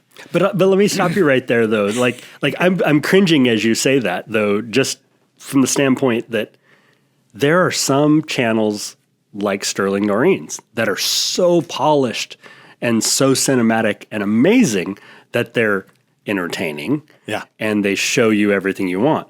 But on the other hand, there are certain channels that the organic desire to watch them is that they are kind of rough. Yeah. And I'm not saying yours are rough, but I know like there are certain channels I watch, I don't want them to get better. Yeah. I'd rather the video show up 12 hours after you got home from your trip. Just get it out. Tell us your story. So I'm on a motorcycle. For me as a viewer, I don't think they all have to be perfect and polished. Kind of like, I mean, and I'm wait, that's a bad lead in. Like your new truck series. Yeah. I mean, I think those are great, and you just started them. So are the ones today going to look like they will in 3 years? I'm sure they won't. Oh yeah, no. But I literally completely enjoyed them. You had me entertained. I'm still waiting for the next episode. It's down there. I'm still editing and stuff. And the motorcycle versus truck videos, I don't know why. Truck videos take me like 3 times as long. Well, you're on the road though. At least you've got a little sleeper cab time to edit them. Oh, right? it gives me something to do, right? Especially on some days. It's either just way too hot to go outside and walk because it's like I don't want to shower before bed. I'm a shower in the morning guy. Yeah, me too. I don't want to get all gross before bed or whatever. So it gives me something to do, right? But I don't know, man. Those videos take forever, and I don't know why. I'm just like, and like the last video I put down, like I name the clips and I put like 01, 02, and I kind of name for what it is. So when I put it in, I can kind of trim it down a lot easier. Mm-hmm. It makes my workflow so much faster, right? And that was like 200 and something clips, and I was like, what the hell? Like my long videos are like, 30, 40. I was just like, wow. All right. But I got to tell you, like, I decided to do the first 3, and that's all I was going to do. 3 videos. That was it, And I didn't know really which ones we're going to do, right? So I was like, well, I'm leaving Portland, so how about that one? That works. Okay. So I did the first one, and then I watch it, and I'm like, yeah, okay. Did the second one. I'm like, okay, this one's better. And then the one that surprised my kid, I was like, this is like an emotional one for me, And I was kind of like, there's a couple parts in there. I'm like, I had it like highlighted, like getting ready to delete it. I'm like, that's a little too much. But I was like, yeah, just leave it. No, I think that organic, just like we were talking about earlier with leaving, for the military and stuff, right? You're showing that day in the life of what a trucker has to put up with, or the sacrifices away from family. So I think from my standpoint as a viewer, that's exactly what we wanted to see. It showed who you are, and it showed the emotional side. Yeah, that was a tough trip. It was an exciting trip. Because you could tell it hit you. Yeah. Yeah. It did. Like, it hit both of us when we were saying goodbye. Cameras off. Right. And it was just father and son. That's all it was. And it was just like, and he's an emotional kid anyways, right? So very, both my kids are. Just, they're very different. My kids are polar difference too. Like, Braden that I went and saw, he is like your GQ. Hey, we had a camera shut off. He probably overheated. Yeah, probably. He's very GQ, real estate guy. And then my other kid, he's a truck driver and he's a hunter. He's like 6'7", just this massive kid. And he's just a goofball. I love that kid to death. So do either of them ride bikes? They both want to. I think so. My youngest, Braden, he actually used to cycle and was actually pretty good. Got on some pretty good teams, and I think learning just cycling, especially at those speeds that they travel, it gives you the eyes that you need to ride a motorcycle. Now, my oldest, he was a dumbass for a long time, and there was no way that kid should be on a motorcycle, right? I mean, some kids take a long time to grow up. It took him to have his daughter for him to grow up, right? Yeah. So now I'm like, okay, you're a truck driver. Things have changed. You know the road differently than most people. Our eyes are just different because we're always having something happen on the road.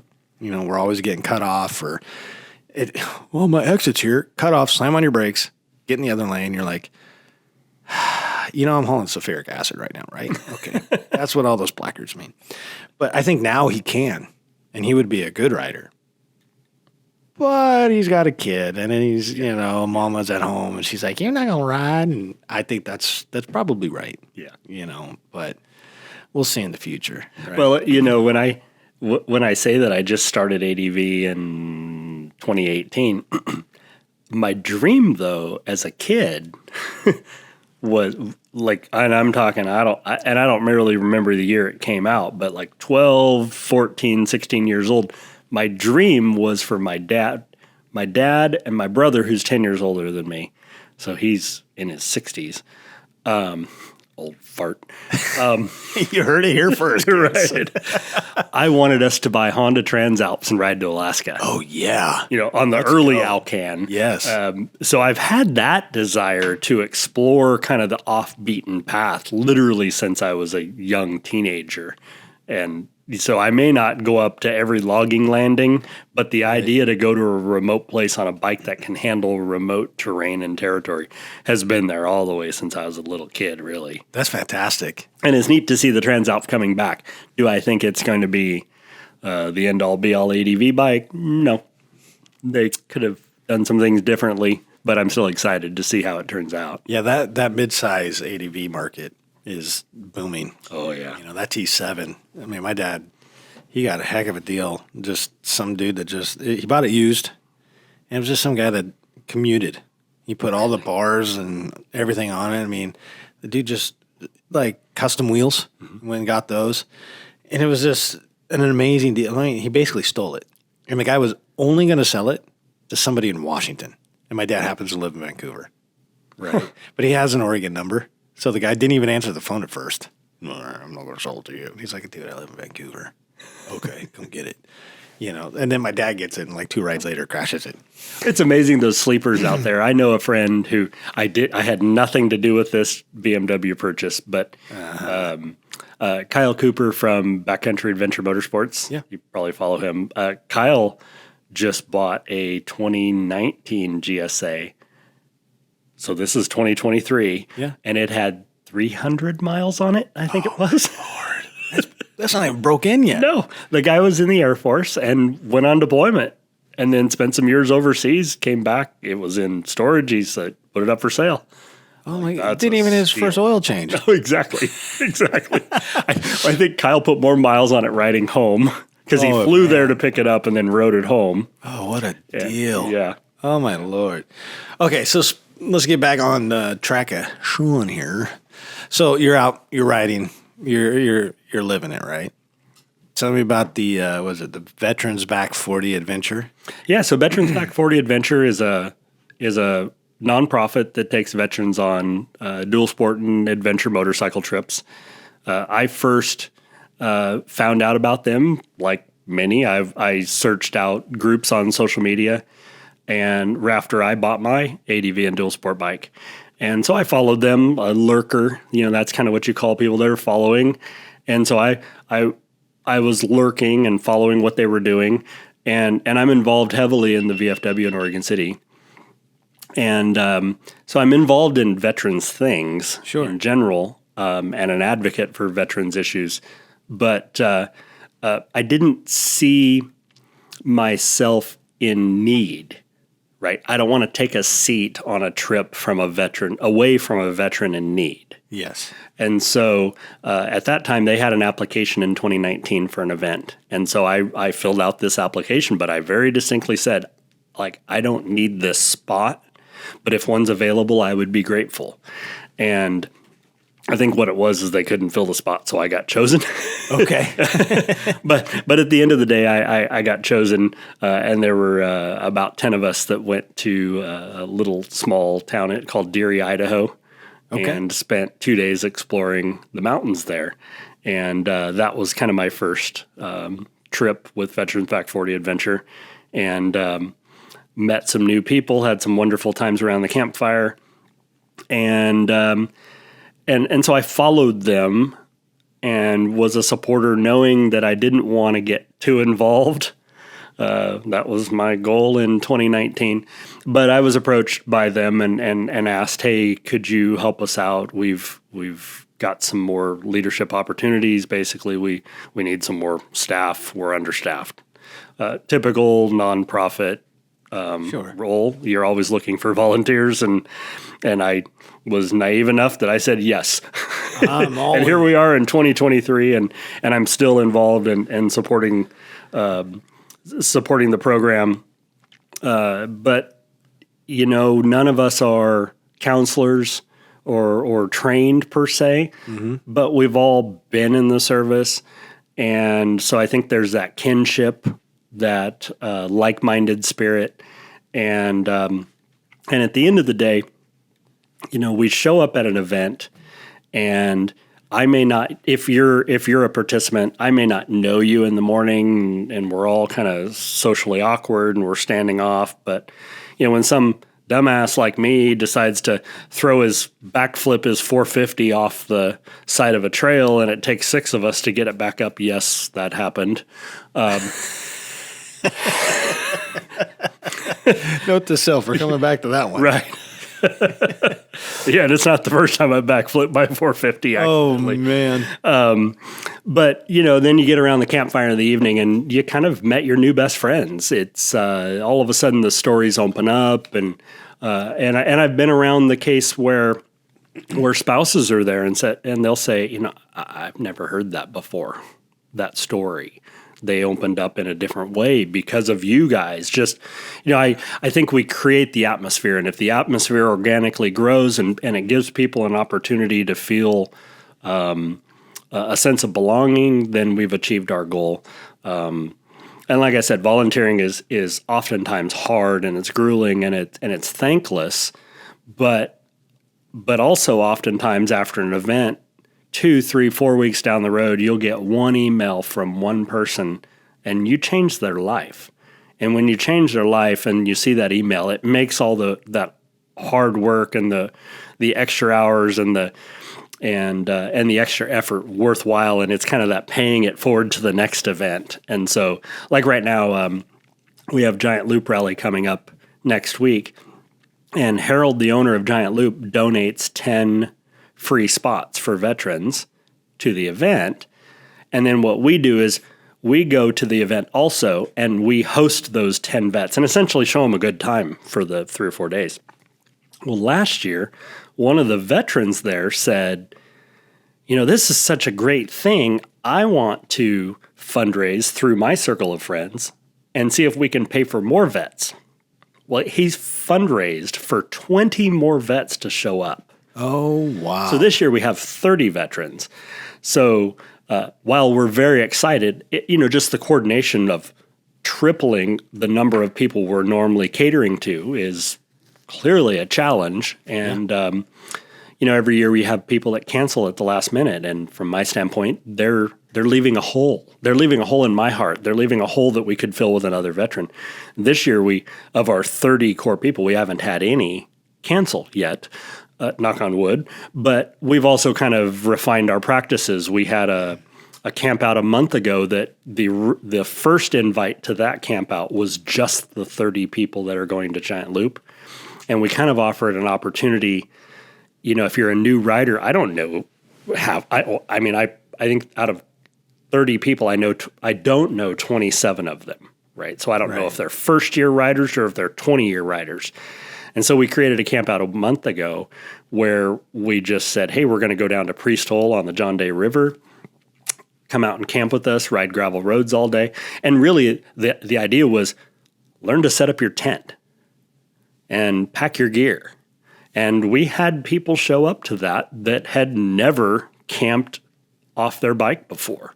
So it literally achieved the goal we were looking for. It validated everything we were thinking we needed. And so going into this next week, we're super excited. 30 people going out to one of the most epic parts of the United States to ride motorcycles. 100%. One of the best rallies there are. It amazes me the culture and the friendliness of the ADV community. I think you don't have as much machismo kind of ego that you do on the racing circuit. And so people just show up and they're chill and super excited to meet other YouTubers and people they follow on Instagram, or just the buddy camp next to them. And we've tried to encourage many of these R30 people that, look at the routes that you can go on. But remember, there's 700 people there, and many of them are going to go on those routes. Hook up with people. There may be 20 people going that way. So don't feel like you have to learn it on your own. I'm so excited for this trip. I am too. I am too. Awesome. But back to Veterans Back 40 Adventure.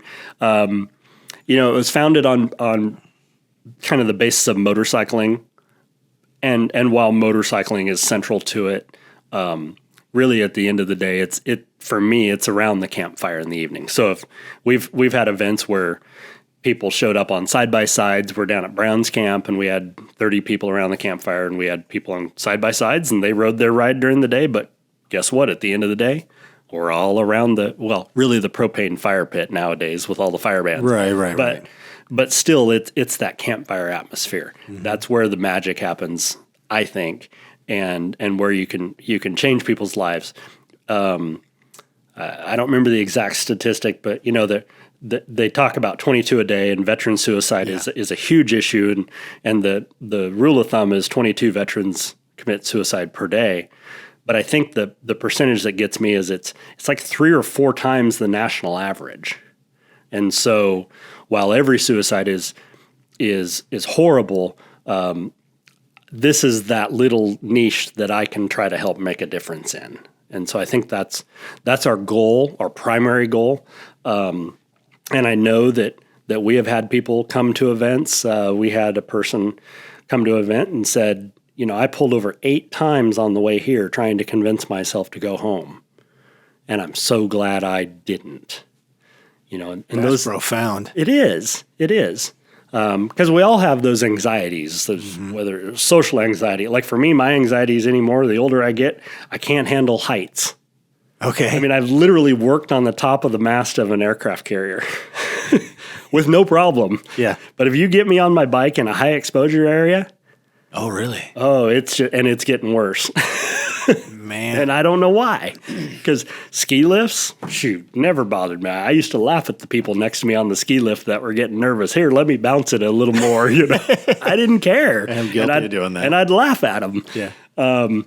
But everybody has their issue, and sure. and we're all screwed up in some way. Oh, for real. So I think it's a nice avenue to help out, and we're affiliated with other organizations that take people on overlanding rig trips, fishing trips, fly fishing trips. Mm-hmm.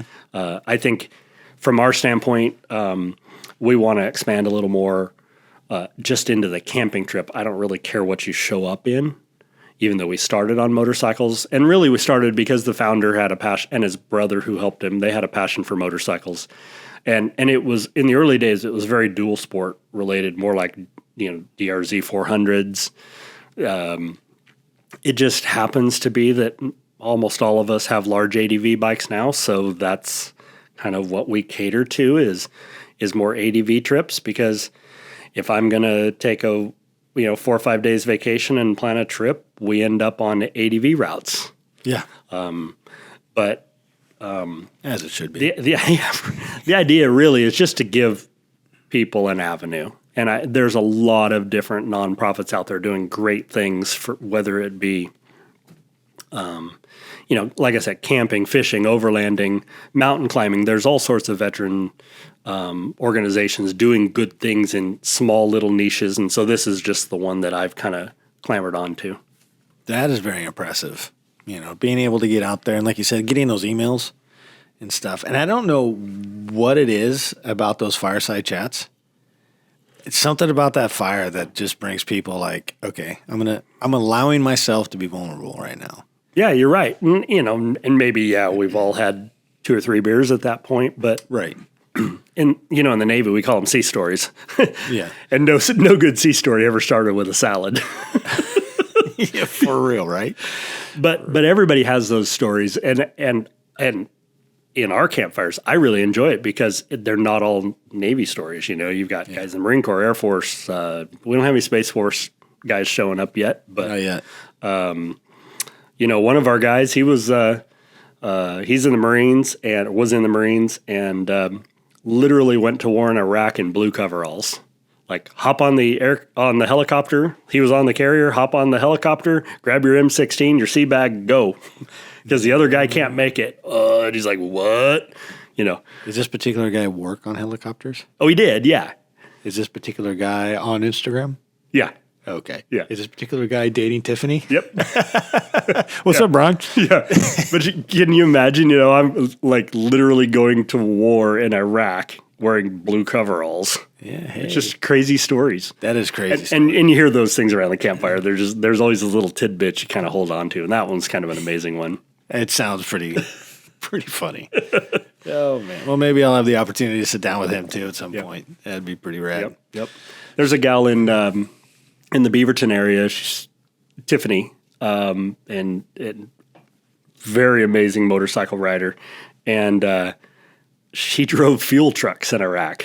Oh, really? She's, I don't know, 5'3", just a little girl, and she's, you know, in the Army driving these massive 18-wheeler fuel trucks. Hey, good for her. Out to helicopter sites to fuel helicopters and stuff. And, Oh, pretty rad. just amazing experiences you get to hear. So, yeah, that, you know, when you can open up around the campfire and hear those, for me, I enjoy them. I know it's not the same veterans, but I coached high school football for a long time, and we would go out to Camp Grind, and that was kind of our, you know, spring ball / summer trip, right? Like we're getting ready to go to doubles, so we bring everybody out, the whole program, right? Freshmen all the way to seniors, and we'd be out there. And the last night we would do the campfire chat, and the seniors would have an opportunity to talk. And every year, it was it was almost mind blowing that these 17, 18-year-old young men, right? They're like tearing up, like this is a brotherhood and this is what it is. I can't believe, you know, I'm only guaranteed 9 games, right? And then it's over. You know, I mean, we made the playoffs every year, right? So they were a pretty good team. But So you were in Oregon, coaching for Oregon City? I was down at Gladstone, man, down at the bottom of the hill. There you go. Yeah. Smaller league. Oh, yeah, man. But it was an amazing experience just to be there. And then I remember my oldest son, he came through the program too. In fact, we actually moved my kids out of North Clackamas into the Gladstone district because I believed in that head coach so much, and I wanted them to be around that kind of a program. And I remember my son at that fireside chat, and I remember it being emotional and stuff, and just it was really something about that fire, man. Yeah. It brings out like, okay, I'm okay to be vulnerable. This is my family, right? Yeah. And I believe it's kind of that same brotherhood that the vets would feel like, I don't know you, but we shared this experience, right? Right. Yeah. Yeah, and that's just it. You know, it's creating the opportunity, Yeah. and however that opportunity happens, that's what we're trying to do. And let them know it's okay to talk like that. Oh, absolutely. Right? Yeah. Yeah. I don't know. I've been called a cancery cancer sometimes because I don't care about my emotions. Like, this is how I feel. This is what I'm going to say. This is what I do, right? You get what you get. Right. That's just me, man. So Red sauce. he's bringing out the Ianisms. I love it. The rad sauces. So tell me about the VFW. That's actually how you and I met. I think we followed each other for a while on Instagram, and at some point we started chatting a little bit, and then you're like, "Hey, dude, I'm down here. Come on." And I remember I went down. We have a food cart place called Corner 14 here in Oregon City, and I was like down there, and I was like, I don't know, like 1 or 2 beers deep. And you're like, "Get over here." I'm like, "Okay." You know, so we went, and actually we got there late. Yeah. I didn't realize it was that late, but it was cool. And you were like very gracious, like, "Here it is. This is what the displays are." And we talked for, I don't know, 30 minutes. Oh, or so, yeah. least. That was Veterans Day 2022. We have an open house and a military display on Veterans Day. But, you know, my story with the VFW, I think the cliche is everybody expects the VFW or the American Legion is a smoky bar. Right. And so I not one of those people. I might have a beer at home now and then, but I don't look for a bar, and I definitely don't look for a smoky bar to go, well, it's too expensive. Yeah. But no, that's not my thing. But after driving by the VFW in Oregon City for probably 12, 14 years of living here. Okay, hold up right there. You actually noticed the place? I did. So off in the back there. Well, I make that commute right by it, if you know where it's at. Yeah. Okay. Yeah. But I always looked at it, and I don't know. I guess in hindsight, when I look back, there was kind of a desire for me about patriotism and showing my young daughters that side of me or about patriotism in general. And so I was like, maybe I should look into this place. And so I spent some time looking at, in general, multiple VFWs in our metro area and the American Legions. And I spent time on Facebook, and I literally looked at pictures. What does it look like inside? Is it smoky? Is it big? Is it welcoming? And what do they do? And so I remember being very nervous, full of anxiety on a Friday night, going down. They have a pie and coffee on Friday nights, and opening this door that has no windows. We've actually talked about it. I said we need to make our entrance now more welcoming. But I remember going in there kind of full of anxiety, wondering what this is going to be like. Let's look at the place. And that started off probably in 2015. And that particular VFW had closed their bar probably 3 or 4 years earlier. And in hindsight, it was the best thing they ever did, because it changed the membership and it changed the direction of the post, because instead of just existing to provide cheap beers, which most fraternal organizations, I guess you could say, that have a bar sell their alcohol cheap, and it's really to just break even. Yeah. And that's why they exist. They just kind of perpetuate that. And when you take that source of income away, well, something else has to keep the lights on. And so the fundraising at our post keeps the lights on, and it puts money into veterans programs. And so really what they did was they started looking outward. It's less about us internally and more about the veterans in the community that we can help. And so I don't remember the exact statistic, but in the last 6 or 7 years, this little VFW post in Oregon City has collected more annually from their Poppy Fund drive, which is solely designed to distribute. Like, they cannot spend Poppy money to pay the light bill. They have to spend that money to help a veteran in need, whether it be homeless or somebody that can't fix their car, or supporting another program like Veterans Back 40 Adventure. But their money has to go outward. And this little post in Oregon City, I think 5 of the last 7 years has collected more money than any other post in the entire world. No kidding. World, not just the United States. Like there are VFW posts in the Philippines and in Germany and in Japan and these other places. We've had major bases, plus hundreds across the nation, and we've collected more. Now, there are other posts that collect plenty of money for other fundraisers, and they've collected money for maybe a memorial in their community, but we're literally collecting money to give out to other veterans in need, essentially. And so we have a committee every year, usually in the June, July timeframe, that comes up with a budget, and they're distributing $50,000, $60,000 into the local community, and then some even broader than that. I remember when we were talking, when I met you there, you were talking about that, and you were talking about, if a veteran needed shoes, for example, right, you go buy them shoes. But there was also a law passed here in Oregon that took away being able to transfer firearms from one person to another, right? And I remember the number you told me was $20,000, and because of that law, you guys lost $20,000 overnight. Right. Yeah. So, like that. And that fundraiser literally was what kept the lights on. Yeah. So that was not our Poppy Fund, but that was keeping our lights on, our insurance policy, paying the heating bill of the building, it was built in 1949, so you can imagine the insulation is very high quality. Right. But our utility, they call it, utility bill is enormous. And for quite a few years, we had an FFL, which is a federal firearms license dealer, and he's a veteran member of the post, and he donated his time and built very unique custom rifles, and then we raffled them off as a fundraiser. And because of Measure 114 in Oregon, we've put a pause on that for now. Yeah.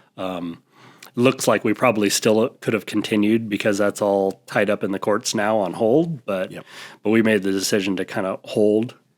We didn't. It's such a gray area, right?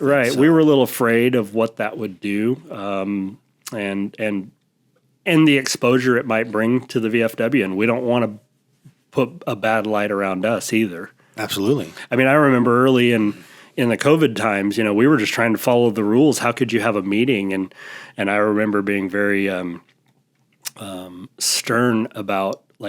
I run their social media. I do a very poor job, but I run their social media. And the last thing I wanted to do was, as a person who deals with public information and social media, I didn't want to have to speak to a reporter about how did this outbreak occur at the local VFW post. Sure. And so that was always very, very top of our mind. But it was amazing. In those days, we had Zoom meetings, and we would have 20, 30 people in a meeting, and I'm talking the average age was 65 to 70. Oh, and they did very well. Right.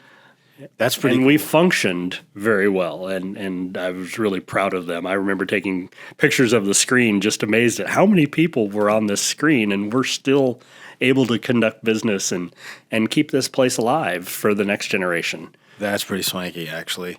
So with 114 and losing that money, have you guys figured out other fundraisers, other means to recoup that, or is that something that you're still on, or is this like a topic like, we should go? Oh no, we can totally talk about it. I would say that it may sound bad that no, we haven't found another source of income, but on the other hand, I don't think we're hurting for income yet. We typically do a fundraiser twice a year that goes to the building maintenance and utility fund, where we sell small American flags around Veterans Day and 4th of July in the local grocery stores. We always buy those. And that has been very beneficial to us. I mean, if we're asking, I don't know, $1 for a flag, but oftentimes people will throw in a $20 bill. And at the end of the day, that money goes right back into turning the lights on so that we can continue serving vets in the community. Yeah. We just did, the poppies are going on right now. You'd be? Yeah. All right. Let's take a break then. We'll pause her and we'll be right back. Okay, we're back. A good pee break, man.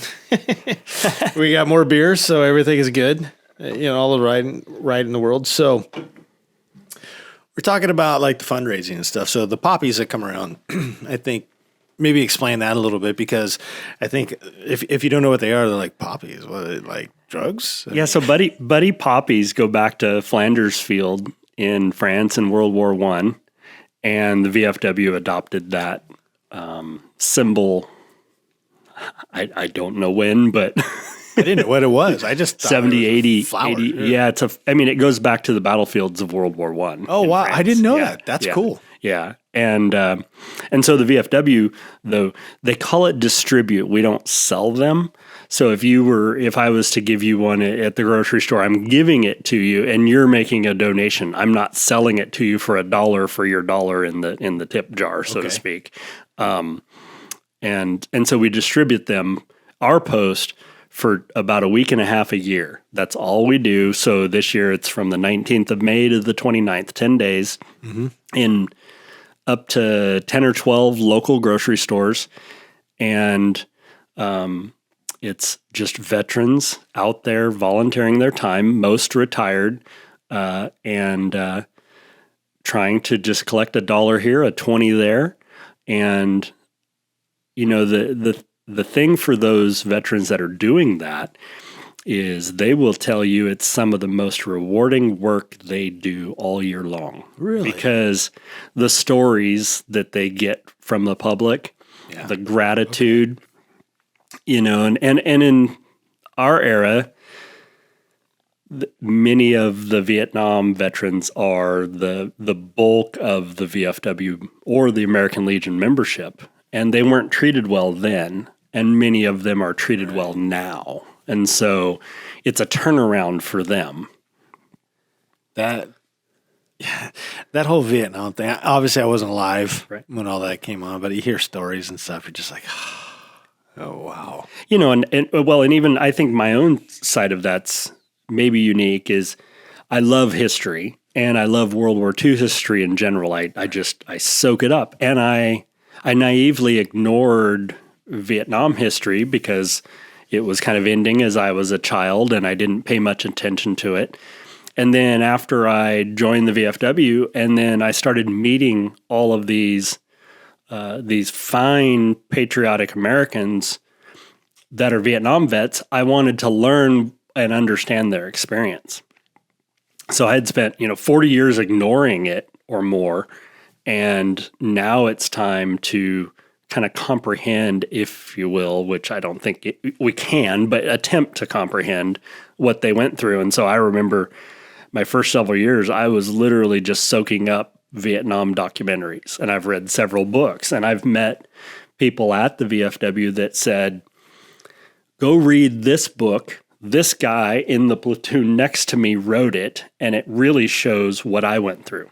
Oh, wow. And I can tell you that book, it was a very good book, but to me it was a very great book because I was able to put my friend in the story the entire time. The picture, when you read a book, you kind of imagine what the vegetation is like and the building looks like, and, based on what the writer says. Sure. And then I was able to also transplant my friend into that story, which was pretty amazing. Yeah. Yeah.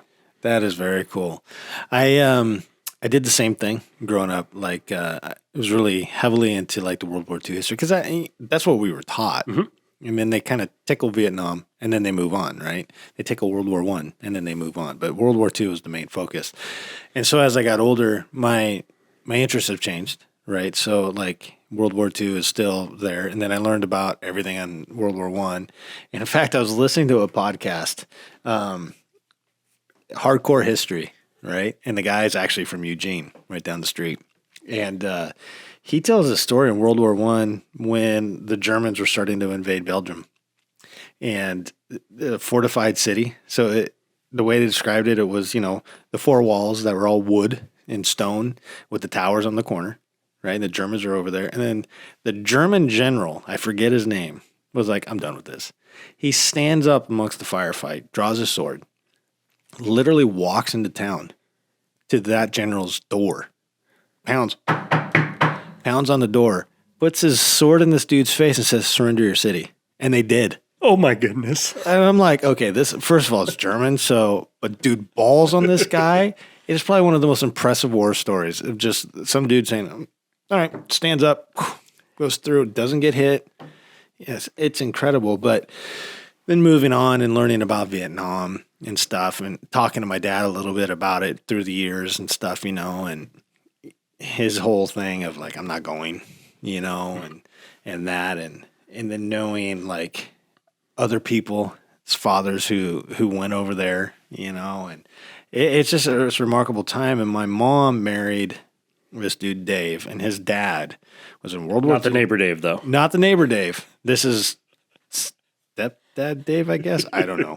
He was in my adult life, so it's Dave. But he was in World War II, Korea, and Vietnam. Oh, wow. Yeah. Yeah. He was a Marine in World War II, and at some point went over to the Air Force. I don't know in Korea if he was in the Air Force or the Marine Corps, but I know in Vietnam he was in the Air Force. So plenty of drunk stories coming from him, jumping out of helicopters as Santa Claus and stuff, like way too high. Okay. But yeah, that whole era is just incredible. Yeah, and I think our generation, yours and mine, we were kind of taught to not ask questions. That was maybe a bad part in history, and those gentlemen had really negative experiences, and so it's probably best that you not go ask them. Yeah, that was so it too. It was like they have trauma, you can't talk to them. Right. And so our VFW, like, because I've already said we don't have a bar, but after our meetings, we will go next door. There's a little place, the Highland Stillhouse. And so there's like 5 or 10 guys hey, after the meeting, we're going to go down and have a pint, and we'll go down to the Stillhouse. You go for pints? You don't go for the whiskey there? Well, I want to make it home. Okay. So you go for pints. And my whiskey collection's cheaper. Yeah. But we go down there, and I really can't remember the name, but there was a huge, epic Vietnam documentary series, 2018, 2019, that came out. And I was watching this series and literally just soaking up the history. And then I go to our monthly meeting, and we all go down to the Stillhouse afterwards for some beers. And so now I'm around, like, there's me, there's one other guy that's my age, and then 7 Vietnam vets. And so I kind of awkwardly said, hey guys, I have some questions because I've been watching this documentary. Am I allowed to ask them? And they were like, oh, sure, absolutely. And for the next 2 hours, we had just the most amazing conversation. And every single one of the guys around that table completely opened up about their experience. Oh, and that whole stigma of you can't ask them was gone. Now, I think some of it is because we're all kind of in that combat veteran category, that there's some brotherhood there, that, maybe the walls are down a little bit. But I remember going home and just feeling absolutely honored that they spoke about it. Just to hear it was unbelievable to me. And in fact, that's where I found out about that book, because one of the guys was like, well, go read this book. Boom, I went straight home, right onto Amazon, There the next day. Yeah. Yeah. Man, that is so cool. And that's one of the things that I try to be respectful, right, of veterans. It doesn't matter what war it is. You can see, like, I've seen guys here at the Fred Meyer's, which is our Kroger if you're not around here. But I've been down to the grocery store, and I see just these old, decrepit guys walking around, right, with 82nd Airborne hats on. I'm like, dude, that dude is a badass.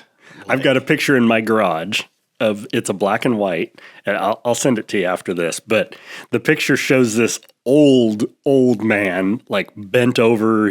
I don't know what that disorder is, where your back's kind of leaning forward, like a lot of old guys get.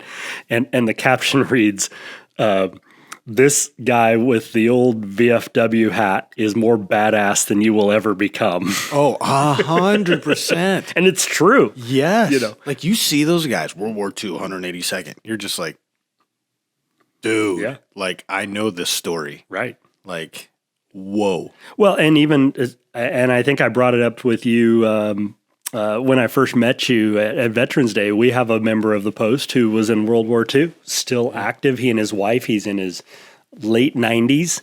And his display that he will bring out on Veterans Day are his photos. And his photos, I remember the first time I looked at them, he wasn't standing around them. I walked up to this table of just looking at World War II photos. And some of them were 1946 Bikini Atoll bomb tests.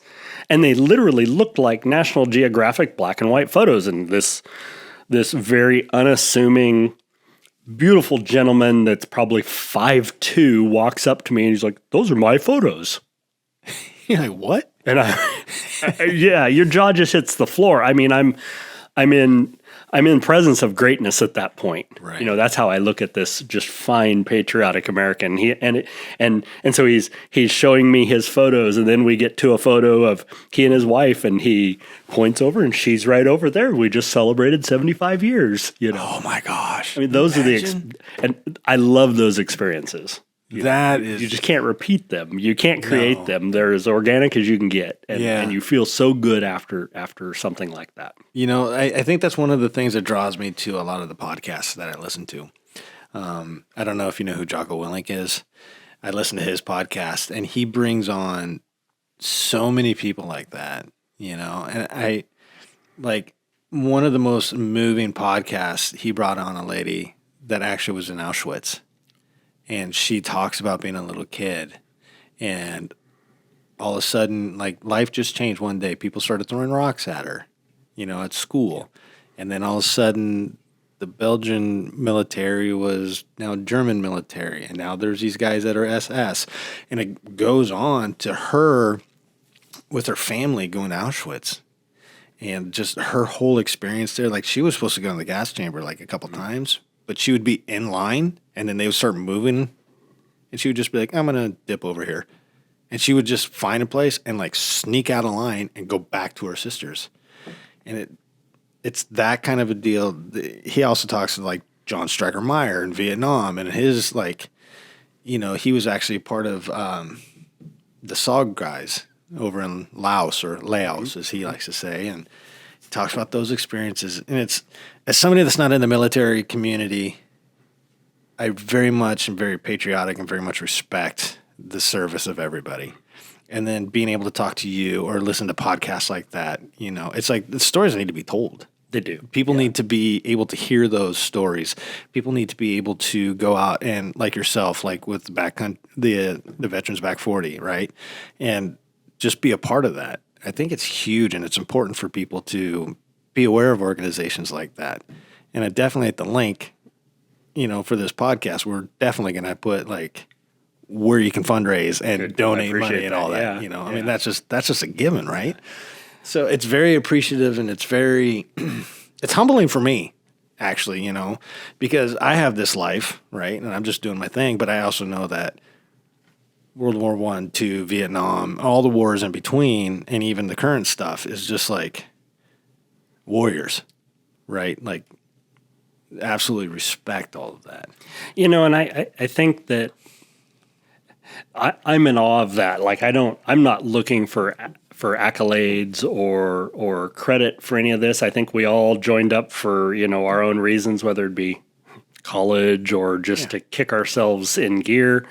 But I think, but now later in life, I do recognize that I think they say less than 1% of all Americans are a veteran. And that percentage every single year goes down. And so I think it's important for us to remember how we got here. I look back, like in my service time, I was pre 9/11, post 9/11. And when I would fly on an airplane home to see family, and again, I'm not looking for accolades, but I was just a blip on the wall, and I would fly in uniform. Nobody cared. Nobody pointed at me. Nobody said a word. I was just there. I was just a being on the plane like anybody else. Now, mind you, that would be early 90s, and so we're not too far removed from Vietnam.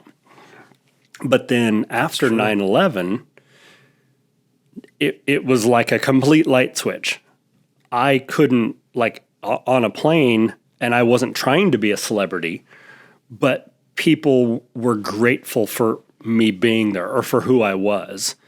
And it's not about me, but it's about the service or being a veteran. And so I think I think the point is that Americans should acknowledge those people that sacrificed, and that sacrifice changes and it ebbs and flows. And I saw that just like a light switch after 9/11, where all of a sudden I became appreciated. Yeah. There was, I never can, I absolutely cannot relate to the level of mistreatment of the Vietnam veterans. But I do recognize the difference in my own experience pre and post 9/11 and how marked difference that was, that they were worse than me 10 times below, Right. I just can't imagine their treatment. And there's a phrase that I try not to use too lightly, but with a Vietnam veteran, they were never welcomed home. And so oftentimes now, if you see one, analogous to saying thank you for your service is welcome home. That is pretty powerful, actually. It is. Yeah. Yeah. You don't really think about it that way. especially for me. And it being hits younger. those people. When I've said it to somebody that I know was in Vietnam, you can see the impact. You can see my voice hit them. Oh, man. And that's pretty neat. Is it neat or is it powerful? Well, I mean, yeah, geez. absolutely. And I want to make them feel good, and that's why I say it. Yeah. But in turn, you feel good by saying it. I mean, the reaction is worth it also. Sometimes I feel awkward. Yeah. When I talk to a vet like that, and I'll say, thanks for your service, because I don't want it to just be lip service, because I think maybe sometimes I'm trying to say, and it's heartfelt, but sometimes I think I don't want them to be like, yeah, dude, thanks. From my perspective, I think you just got to keep saying it. Yeah. I don't think Americans that are patriotic and love this company can say it enough. Yeah. And so if you run into one person who doesn't feel good about hearing that, fine, just keep saying it. Oh, I don't stop. Yeah, well, that's what I mean. Yeah, absolutely. Because I think 9 out of 10, even if they don't give you the acknowledgement, it's kind of like in particular, Special Forces veterans often won't talk about many of the missions they were on. Yeah, they just won't. But their service was still heroic, and we still need to acknowledge that. Right. And oftentimes they will open up around the right people. So it's the same, to me, it's the same thing. I thank other vets for their service. That's pretty cool. So why shouldn't the rest of America? Absolutely. Well, if you're listening to this, make sure you say thank you for your service to the vets, for sure. And where I see the guys, where I see it, I think it's really neat, is when you see the old Vietnam vets wearing their hat. Yeah. Hey, they put it on the hat. They put it out there. Tell them. Oh, I do. Yeah. I'm that guy. I will see him in the store and I will beeline. And I'll just nonchalantly, okay, I'm going to pass him in 5 seconds. 3, 2. Hey, man, how you doing? Thanks for your service, man. Yeah. Thank you. And I just keep on going, It's cool. Yep. And I know when I hear it, I don't discount it. Yeah. And I think maybe that's where I look at that pre versus post 9/11. I look at that experience as my own marker for when somebody says it. Yeah. I remember a couple, 2-3 years ago, there was probably an 8-year-old that wrote me a little note thanking me for my service and left it on my display at the VFW. That's rad. And that her mom and dad suggested it. Right. But I felt good either way, right? The mom and dad are really thanking me. That's why they're suggesting their daughter. But on the other hand, I feel very grateful that they're educating their daughter exactly to do that. Mm-hmm. Take that opportunity. And if it falls on me to be a positive recipient of that message, bring it on. Bring it. So with all this 9/11 talk, where were you on 9/11? How did that change you? You weren't in Thailand or something? Not at all. No. From a military experience, I was in Bremerton, Washington, on base. And my own story is, everybody has a unique story. Mine is no less unique, but quite petty. Petty. That's a word. Okay. But I'll tell it because it's kind of funny. So my command there was, as a tech rep, was half civilian, half active duty. But 100% of those civilians were retired military. Okay. So, and we all literally sat in a large office with low wall cubicles so we could see each other and we would tease each other. And most of them were, in the Navy, it would be senior chiefs or master chiefs. So E89, very top of the food chain from an enlisted standpoint. And we had one guy named Brant Winterstein who would come in earlier in the week, and he's complaining about these gopher moleholes in his front yard. And I cannot get this thing. I cannot kill this thing. And now you get these old Master Chiefs, the salt of the salt from the Navy. And they're like, are you a freaking idiot? All you have to do is do this and do that and do that. Okay, so now I've set the story. So now 9/11. So I woke up, was eating a bowl of cereal and watched the second plane hit the tower. I saw it myself. After hearing the news story saying that a small plane had hit the first tower, I saw the second one. Immediately, I knew that wasn't right. Everything was different. I knew it immediately. I remember calling my best friend I've known since I was little. His name's Cameron, and woke him up. And I said, "You need to turn on your TV." I went in and told my wife, and I don't really remember much past that at home, but I hurried into the office. When you saw the second plane, did you know, like, oh, it's on? Oh, yeah, that's what I mean. Yeah, this was no Cessna hitting the tower. It was very obvious to me this was an attack. Yeah. And I needed to get to work and see what was going to happen next. Not that I really could impact much from the west coast of Washington, but let's get into office. Yeah. And so one of those retired guys rolls in with a 13-inch black and white television into the office because we didn't have TV in the office. And I remember the metal coat hanger antenna trying to bring in the signal. So now there's 15 of us around this 13-inch tube TV watching the rest of the news coverage. Here comes Brant Winterstein in. Oh, no. And I'll be darned, but in his Ziploc bag is the mole. And that guy was like you imagine having a little baby kitty that gets their first mouse. Right. That was how proud he walked in, and he didn't know what had happened. He had never seen the news. So he's just like, hey, guys. And, look at me. And we're like, yeah, so what? Yeah, it's on. Look at this. Yeah. And that's my 9/11 story that day. I just remember the contrasts, the emotions. In the Navy, you're not allowed to wear your general working uniform out in public off base. So from a working uniform, you can wear your dress uniforms, of course. But so the point there being, your transit from home to work, you can't stop at a 7-Eleven or a gas station or anything like that. It's against the rules, and it's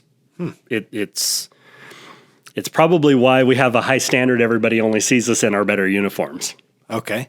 But I remember on the way home, leaving work early and stopping at my wife's work, and I'm like, screw this. I walked right in that uniform. I'm like, I'll be darned. What are you going to do? Right. I'm hugging my wife.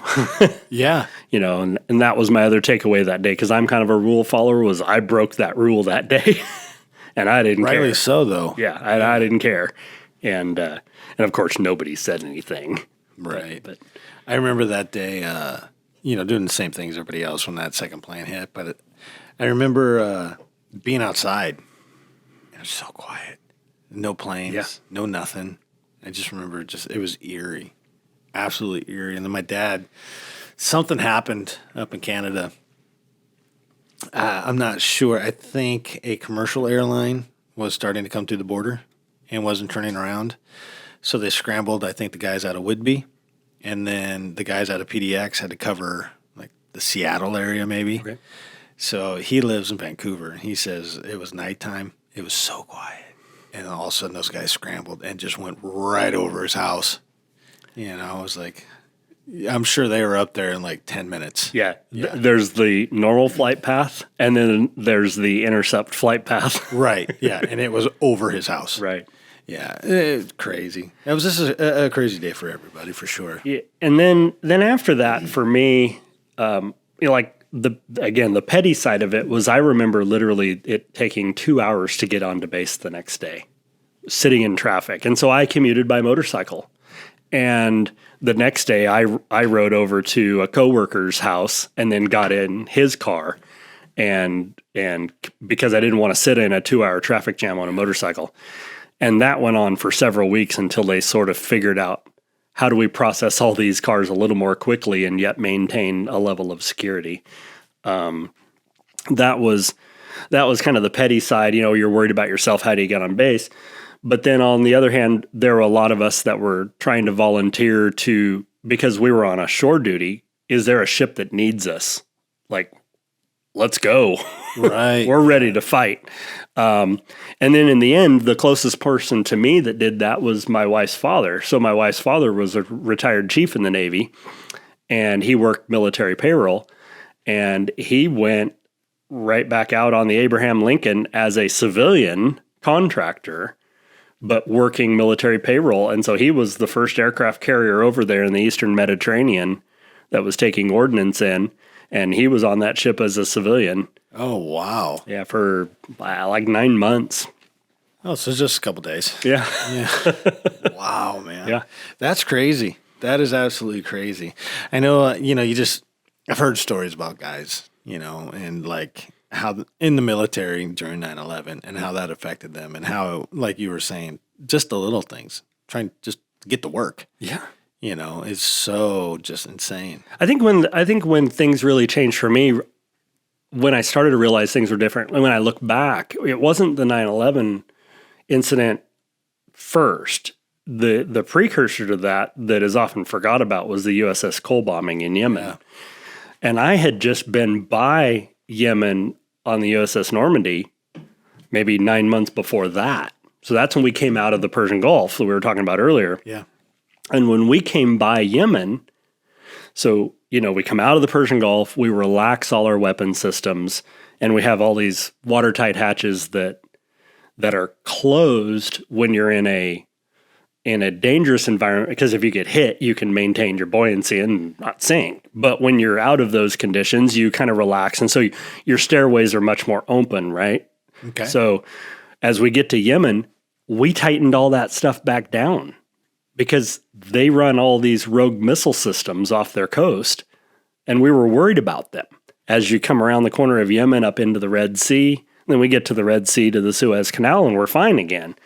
And so for me, seeing the Cole pull into Yemen for fuel 9 months after we literally just thought they were a threat as we passed by them, we treated them the same way we would have Iran as far as a danger. We set our danger condition levels the same. And the USS Cole just rolls right in there for fuel was just unbelievable. And when I think of our training back in the 90s, so pre-9/11, pre-USS Cole, we were always taught that our import security posture, so, you pull into, Toulon, France, and we have security forces, but they're carrying little 9mm. But we were not allowed to put a magazine in the gun. So when I would be issued my gun to stand a security watch, my magazines were in magazine pouches and my gun was empty. Like literally the whole back of the gun was completely empty. And I'm in the military. I gotta put the magazine Right. in, gotta rack it. Okay, now I'm ready. Yeah, exactly. Yeah. So that's the level of preparedness we had. And we were always taught that our biggest threat was a mob coming down the pier. And the way you treat a mob coming down the pier is with water hoses. So our fire hoses. Okay. Which makes sense, right? You can literally sweep people off the feet. You got so much water pressure. So walk over to the other side of the ship where all those little small boats are milling around. We're waving at them. What happened to the Cole? Oh, man.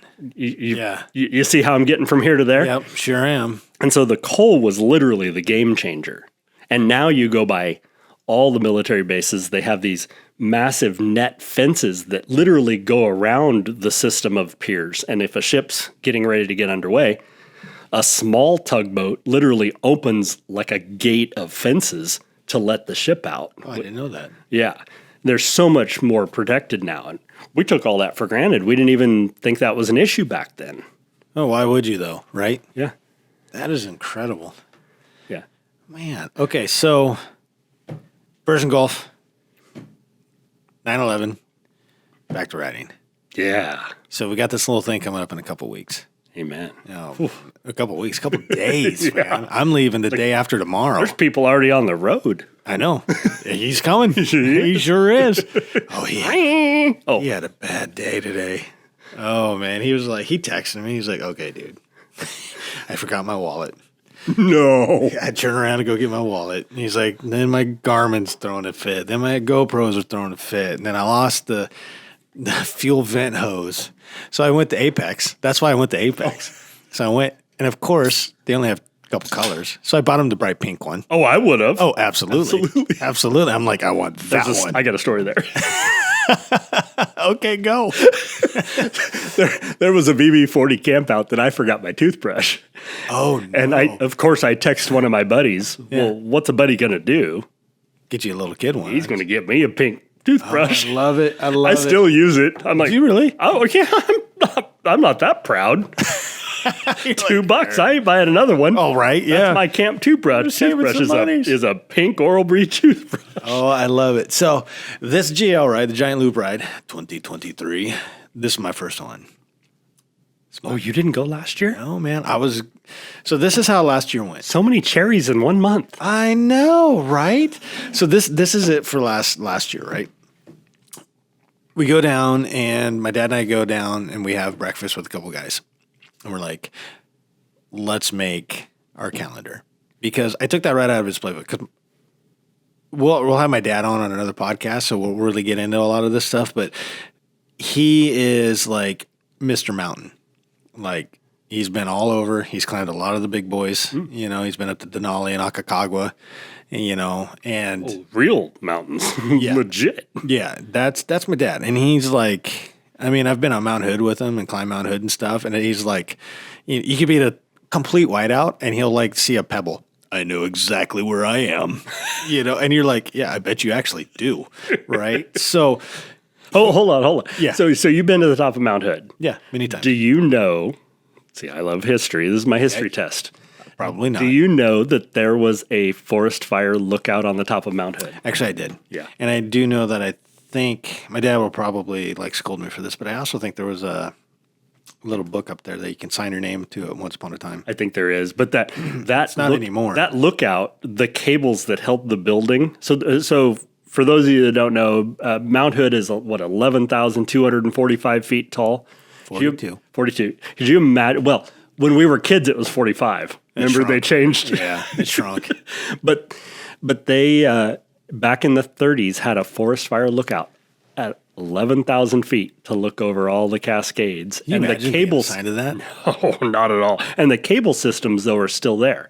So in certain years when the wind blows all the snow off the rocky parts at the top, you can see the cables on the ground. I didn't know that. I'm gonna have to talk to my dad about that because he's like, oh, it's right there. Yeah. Yeah, that's totally that. Well, guy. and if your dad's like mine, he's going to tell you, oh, of course I knew they were there. Even if he didn't, but he's going to tell you, of course I knew they were there. Dude, of course. He actually probably did. So him and all his climbing buddies would get together, once a year, and they would say, okay, we're climbing this day, we're going to do Rainier, we're going to do this, these are the routes we're going to take, so on and so on. So I totally just ripped it out of the playbook, and I said, okay, we're going to meet. So we got the neighbor Dave, we got my pops, got me, and this other guy, Josh, that upon further review, I understand why he's not writing very much, some personal physical stuff. I'm like, got it. So we met, and we kind of put everything together, right? So we got the playbook together, and I was like, Giant Loop, let's go. Well, okay. So we put it on the calendar, or at least we started talking about it. And then I take off on a trip, all right, go out, do my work thing, go trucking. And he calls me and goes, well, it's like $500. I'm like, okay. And he's like, I can make us a cool route. And so the analytical mind of him, right? So he's frugal and he's analytical. So he totally was like, we ain't going. We're going to do this, which actually turned out to be epic trip anyways, right? Well, I was wondering because I knew you had been to the Steens. Yeah. So I thought, were you there and I didn't meet you? No, unfortunately. So you showed up later into we actually did this part of Oregon. That ride, that was a completely different ride than we did because we did a ride to the AdvOregon probably like, it was when Moscow Moto was doing their thing out in the outboard, whatever their event is. At the N Rally? Yeah. Dude, we didn't know about that. And we're in the outboard and we're all camping. And it's like, we kind of rode around. We knew something over there was going on, you know? And it was like my dad, the neighbor Dave, and I. And all of a sudden it starts getting twilight. And we're like just watching this light show of motorcycles going on. And then all of a sudden we're like, what in the hell is that? What is this giant thing with lights on it? What the hell is it? The chair? It was the chair. I didn't know what it was. And it was just like, we're looking at it. We're all like scratching our heads. But they did this thing where they all like got together and they all rode out in a different direction in a circle. And we're like, okay, that was cool. Yeah, they say the Unrally is the Burning Man of dual sports. Right. And that's kind of the feel we got for it. We're not Burning Man kind of guys. But we were like, okay, that was kind of cool. Right. But we did this epic ride, and, you know, the outboard was amazing. Of course, you go to Fields for burgers and shakes. I mean, that's a must. Did you see the price of gas there now? Dude, I don't even pay attention to it when I go to It's over $8. Is it really? Yeah. I'm just like, whatever, fill up. Well, yeah, at that point. Yeah. And it's a motorcycle, so it's not like... You know, airplane, my dad was there once upon a time, and an airplane, a little Cessna landed and kind of pulled in, and then the dude got out with a bunch of like fuel cans and filled them all up, right, and then just took off. Yeah, there's a sign that you can land there and pull into those gas pumps. Yeah. I was actually telling a coworker yesterday, I'm like, yeah, this little burger joint and gas pump, and it's all designed that you can also fly in on an airplane. Right, it's so cool. And people fly into I was amazed. I never, because I don't fly an airplane. I was amazed to realize, like, it's kind of like, wow, I could have had a V8, but you know, people literally fly their Cessnas out to these places and pitch a tent next to their plane, just like we would a motorcycle. Yeah. Well, of course they would. But the Alvord Desert is a perfect place for that. Oh, that would be kind of sketchy though, because you'd have to like, is it wet or not? Because if we land in the wet spot, nobody. Easy. Don't go 12-year-old on me. But yeah, I mean, if you land there, you're not getting out. No. You're going to be stuck in the wet spot. Hey, cheers, man. Just like little kids. But Giant Loop Rally is, so this will be my 4th year. Good for you, man. And Harold, the owner of Giant Loop, has always been a big supporter of our program. Yeah. Personally, I hope that, like as we grow our program, I'm hoping that we get to the point where we have kind of a board that's not made up of people that are actively doing all the events as much like me, and more a board that's there for oversight. And Harold is actually somebody that I've kind of kept my eye on. You know, he's in the motorcycle industry, and he may not want to go out on every camp out, but he has such a strong business sense that he would be a perfect person for oversight. But Harold has really given us a great platform. And 2 years ago, we started passing out the beer. So part of your admission to Giant Loop is free beer. Yeah, I made sure to make that little deposit. Yep. And so Veterans Back 40 will be passing you out your beer.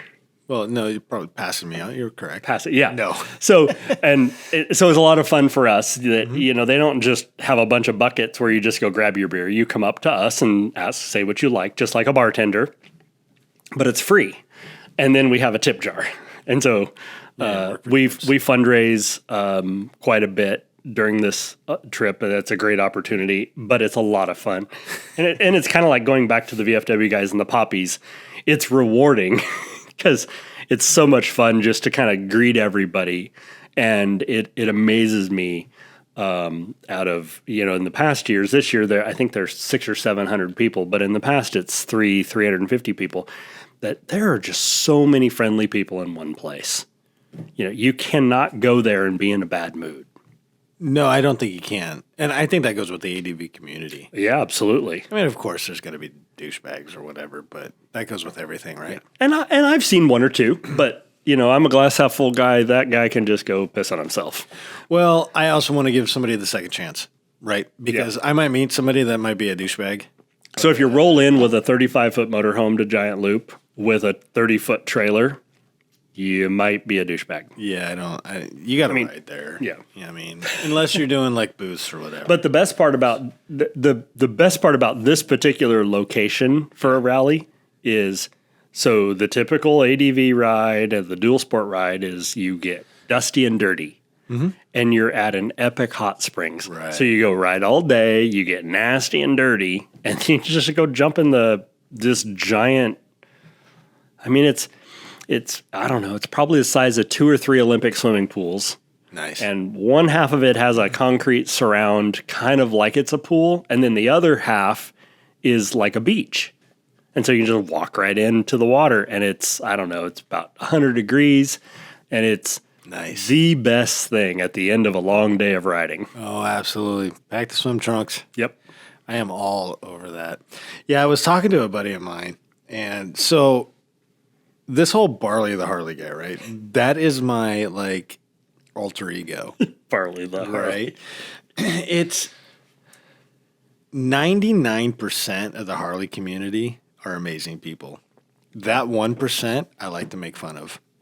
Just the, like, I literally like 2 weeks ago had an experience with a Harley guy. I was at a rest area, and boy, that sounds wrong all of a sudden. Were you in your? I was trucking, so I was coming northbound. I was just north of Weed, California, and I pull in, and it was a gorgeous day. And Mount Shasta was just punching you in the face. It was just right there. It was absolutely stunning. So I'm taking my 30-minute break, and I'm standing out there, and this dude, I see him pull up, because we're motorcycle guys. I mean, blah, blah, blah, blah. You're like, you look, and you're like, oh, yeah, okay. This guy comes up in his, tank top and his chaps, and he comes up next to me, and I'm like, hey, man, how you doing? He's like, yeah, I'm fine. Like, okay. I'm like, you riding anywhere cool? I quote, and it literally says, well, I ride a Harley, so every road's cool. Oh my God, how cliche can you get? I was like, this conversation's done. And I was like, okay, bye. Yeah. I was just like, really? And he was like, well, I'm going to the coast. I'm like, oh, how you getting there? Well, I'm going to go up to Medford and cut over. I'm like, oh, you're going to the big trees? Yeah. And I'm exaggerating his voice a little bit, but it's damn close. Yeah. I was just like, dude, really? Douchebag alert. So that's Harley. Or Barley the Harley guy. He's just that guy that just wants to be an idiot, right? So he's annoying. Like, I'll watch some of the videos. I'm like, oh, my God, I can't even take this. So I think the only 2 people in the world that actually like him are Critter and freaking my granddaughter. Wait, so there is a real guy named Barley the Harley? No, he's a figment of my imagination that I just brought to life. But Critter likes him, of course. Oh, Critter likes him. And then he's Canadian. He likes everybody. Yeah, he's a Canadian, eh? So, so my granddad, there's one where... He's going to get me later for saying that. Oh, you know it. So there's a part in one of those videos, the second video or whatever, where I take a fall and Barley's like, right? My granddaughter loves that. She will run in the room. Papa fell, play it again, right? And she loves Barley. I'm like, okay. So we fast forward. So I wasn't sure if Barley would ever make another appearance, right? Like, there's a couple videos of him. Okay, it's funny, it's done. Let's just be done with it, right? So I'm talking to my buddy. He's a truck driver. He's not a motorcycle guy. And he's like, all right, dude, so tell me about this giant loop event. What the hell is it? I mean, did you guys just, like, go for a ride? It's giant loop ride, right? And I'm like, well, I mean, kind of. So I'm explaining it to him, right?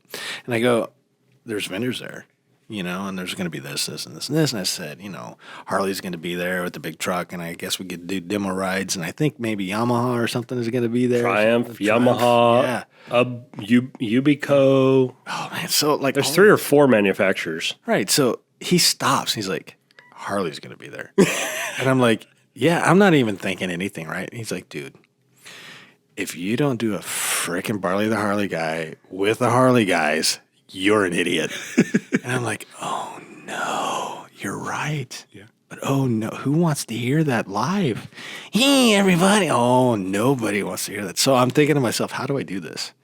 So I figure if they have a Pan America that we can go out on, I'm bringing the wig. And Barley the Harley guy is going to do the review of the Pan America as I'm riding. I absolutely love it. So here's my Pan America story. So 2 years ago, Harley rolls into Giant Loop with what looks like a NASCAR hauler.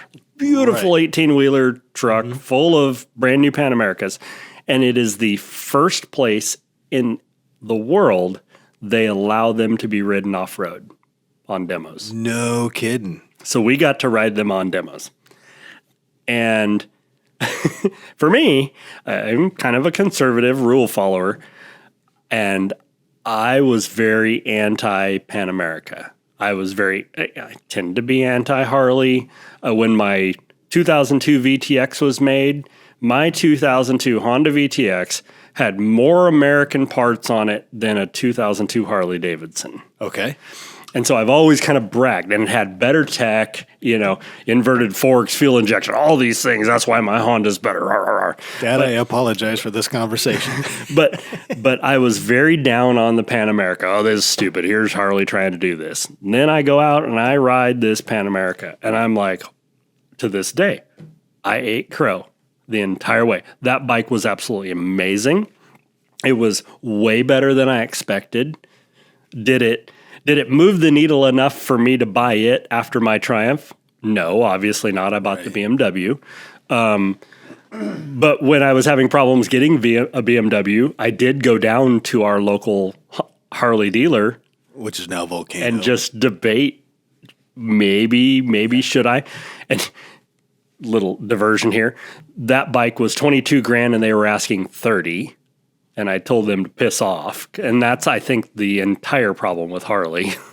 But dude, their price points are ridiculous. But that bike was the power it made was amazing. I remember standing up at 85 and 90 miles an hour as an ADV rider thinking... You mean 55? Yeah, sure. Yes, 55. No, 85 and 90. I was on a closed track. Oh, wink, wink, nudge, nudge. Got it. All right. But it was easy. And I think I punched 125 that day. No kidding. And it was effortless. And then I get back to camp and I tell the other guys, I'm like, wow, I got to eat crow. That bike was amazing. And about 3 or 4 of my friends are like, when I said I did 125, they're like, really? That's all you did? We all pegged it at 141. So choose your friends wisely. Yeah, right. But to this day, I remember thinking back how I absolutely thought tons of negative thoughts. Typical Harley, this, that. Right. And that bike completely shocked me. They did a great job. It didn't move the needle enough for me. But I think for their first shot out the gate, it was amazing. I love the no adjustments on the valves, that sort of thing. Yeah, that's cool. I think that motor is absolutely amazing. That's the motor Harley Davidson needs to really put in every single bike in their inventory and get rid of the slower stuff that they're pushing still. Right. That's 20-year-old tech. The bike was amazing. But, I think the problem today then is when you have a dealer that wants $30,000 for a bike that's MSRP is $21,900. You can't do that. And they've come back down, and some could say, oh, that was a COVID bubble and stuff. And it might be, but here's the other part that got me. So I didn't like Harley. I was disparaging the Pan America. I rode the Pan America. I thought it was absolutely amazing. It was way better than I thought. 2 days later, when I'm home and I'm at work, I get an email because, of course, I signed up to ride this bike and they got my email address now. Of course. And I get an email, and on the cover of the email is, now that you've ridden our bike, you should come see us. And it's a picture of a fat boy. You're like, no. Do you not understand your demographic, Harley? Right. Like, literally, I'm an ADV rider and I rode your ADV bike. At least promote ADV bikes. I mean, it's almost as bad as Budweiser lately. I mean, how bad could you screw up? Well, Budweiser just proved that. When to me, it's to a lesser extent, Harley Davidson was proving that to ADV. I think the thing with Harley is the stereotypical crowd.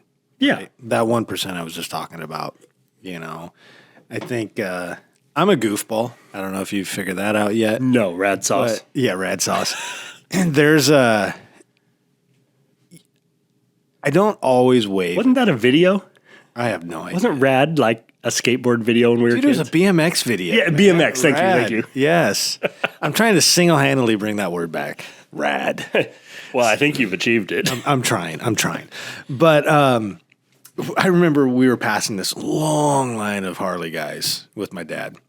effortlessly. Yeah, and no, they were coming the other way. Oh, Right? So it wasn't like we were just in the other lane, but they were coming the other way. And I know you can't see this on the podcast, but everybody does the 2 fingers down, right?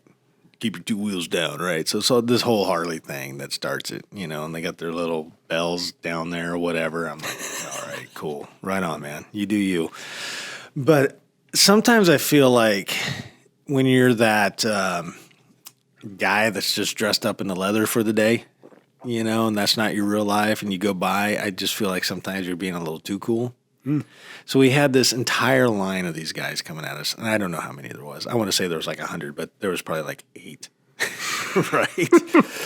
But like my dad and I were literally talking about this, and so we end up passing this line, and instead of doing like everybody's doing the hands down, the 2 wheels down, right? And I go by, I take my left hand, and I just start waving like I'm in Dumb and Dumber. Yeah. Exactly. I am like doing this. And it was funny because it was like the first guy, the second guy, the third guy, the fourth guy was just hardcore. Like, yeah, what's up, dude? Did you change them? No, I just kept waving like a crazy lunatic. My dad's in the comms just laughing. And then by like the last guy, he like double taked like his hand going down. He went, and then went right back on. It's like, I'm not waving at this guy. I'm like, hi, everybody. And I am just dying. It became my thing. Yeah. It was like, here comes Harley, guys. Hi. And I'm not, if you ride a Harley, I am not knocking you. There is 1% of you guys out there that are just a douchebag. And I think we all can recognize it, no matter what we ride. Well, and I think every bike, I mean, honestly, the BMWs get a lot of crap in the ADV world. They do. Too, with, they only go to Starbucks and stuff. And you ride with your helmet up because your nose is so far upward. Right. I ride a GS. I haven't heard that before, but thank you for educating me. That's why your helmets are especially designed, right? Right.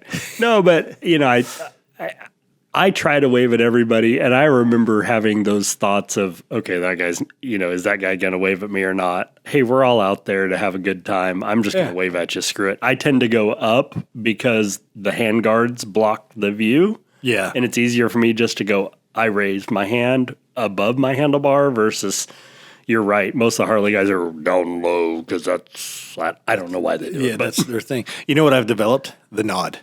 The upward nod, like, sup, man? Well, I do that when I've got my hand on the clutch. Yeah, I end up doing that anyways because I've really developed. I've crashed a few times, and a few times have been pretty bad. So I started really kind of pulling a U, kind of analytically looking at my riding, and I would ride down the road, and I would be, oh, that's a bad habit, and then I would become very conscious of the bad habit. Right. And then I started thinking like emergency situations. You never know when that's going to pull up. Right.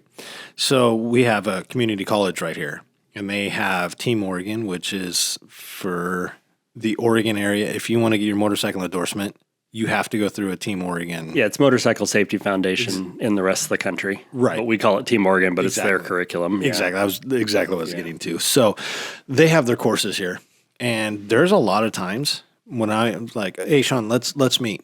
We'll meet at, you ride a GS, so we're going to meet at Starbucks. I just got the double bird. It's all right. But so we meet at our favorite Starbucks, and we're going to meet at 9, but I'm going to leave at 8:15 because I'm going to go to the community college, and I'm going to do some of the rides, and I'm going to do some emergency stops, some swerves. I might do some figure eights, like full lock figure eights or whatever, kind of practice. And I look at it as like NBA going out and shooting layups. I'm just getting ready to go ride. It puts things in the forefront. So like my left hand, taking it off, sometimes you put it down on your leg or your hip or something. I've stopped that. Every time I take my hand off, I'm like, oh, nope, put it back. I stopped that because I need emergency situation. I'm not sure what I'm saying right there. An emergency situation, I need both hands, right?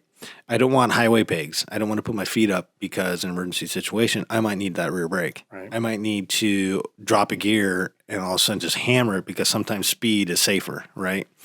So I've really tried to get away from those situations. So a lot of the times, instead of waving or whatever, that's why what's up, because that little handoff for that split second, there could be something in the road, or somebody can blow a tire and swerve into my lane, or whatever. So I'm very safety conscious of that. I agree with that whole concept. And for me, so in the military, you're not allowed, let me rephrase that. In the military, you're at the mercy of the commander of the base as to what he allows or disallows, whether it be parking or this or that. So in Bremerton, when I bought the VTX, that base commanding officer would not allow us on base. He would not give us the decal to park on base and for admission to the base like I have on my car, unless I took the Motorcycle Safety Foundation course. Yeah. I've had my endorsement for years, and I've ridden since I was 5. But I got to go take a basic safety course. And so I remember, what am I going to do, right? Can I go in and be grumpy? No, I'm trying to be a glass half full guy. And so I'm like, I'm going to learn one thing out of this. Like, I wanted to make sure I learned something out of it. And when I went to the course, my recollection of the course, there were 11 of us, and 5 of us had ridden for 20 or more years. Yeah. Taking this course. And the other 6 had never even touched a clutch a day in their life. But I remember very distinctly when you're in those cone drills, when they exaggerate turning your head to look in the direction you're going to go. And to this day, I think that was one of the best drills I ever did. The other thing I didn't know, mind you, I'd ridden since I was 5. I had no idea that if I push on the inside, that's the direction you're going to go. I thought it was the opposite. Like, that whole concept just... You learn to the push and pull. Still baffles me. Mm-hmm. And I had those 2 takeaways. And when you're talking about being safe, I think it's fair to say that part of my ADV story was in 2016. I believe it was 2016 9/11. Me and several people met at the VFW that ride, and we went on an amazing ride around Mount Hood. But on the way home, one of the guys, the number 2 bike in the group, crashed and took a 1-ton Dodge head on. Oh, Jesus. And I was the number 1 bike. So I saw this in my mirror, and I don't like to, it's a vulnerability thing for men, but that hit me in ways I didn't expect. And so for probably the next year and a half, I had 2 road bikes at home. And I probably put 100 miles between 2 bikes. And so for me, switching to ADV, so buying the Triumph and buying my Dual Sport was an awakening for me. And probably something I don't talk about a whole lot. But it moved me out of the funk I was in. And my friend lived. He will never ride again. He broke 20-some bones between his waist and his neck, in his sternum and chest and stuff. Jesus. And it was a very scary situation. And I'm thankful he's here today, and we still communicate quite often. But for those of us that have kids, when you go home after something like that and you see your family, I don't have any interest in riding again. And so buying the ADV bike and switching kind of gave me something new to look forward to. Mm-hmm. And but I absolutely get what you're saying when it comes to safety riding. I ride boring. I tend to talk with my friends about how that some of them try to ride with their hair on fire, and I don't. I like riding boring. I like riding with cruise control. Yeah. I like riding 40 on a gravel road instead of 50. Can I do 50? Yeah. But I've also been at the scene of the consequence. Right. And maybe you haven't. That I don't say that to them, but I've seen the consequences, and I want to go home to my kids. And so I've seen some people talking recently that kind of validated my position of riding boring. Just get out there and explore. Get out there and look at the viewpoint and enjoy the mountain. And I don't have to ride with my hair on fire to enjoy riding. I agree with that. I think I'm somewhere in between. I think when I'm on pavement, I am a lot more cautious. And, Jesus, when my dad gets on pavement, it's like, dude, can ease that back a little bit. Because sometimes when we're on gravel, he's old. I mean, he's 73. He's still getting after it. But he's really slowed down. So there'll be times where I'm just like, hello, hello, hello, hello, where'd you go? And I'll have to stop, wait for him. But I've been on the roads before where I'm like super comfortable. And I look down, I'm doing like 65, 70. I'm like, bro, really? And I'll kick it down and be like, okay, think about this. You're by yourself, but it's comfortable. Yeah. But I crashed, I think it was 2018, November-ish. This? No, that was later.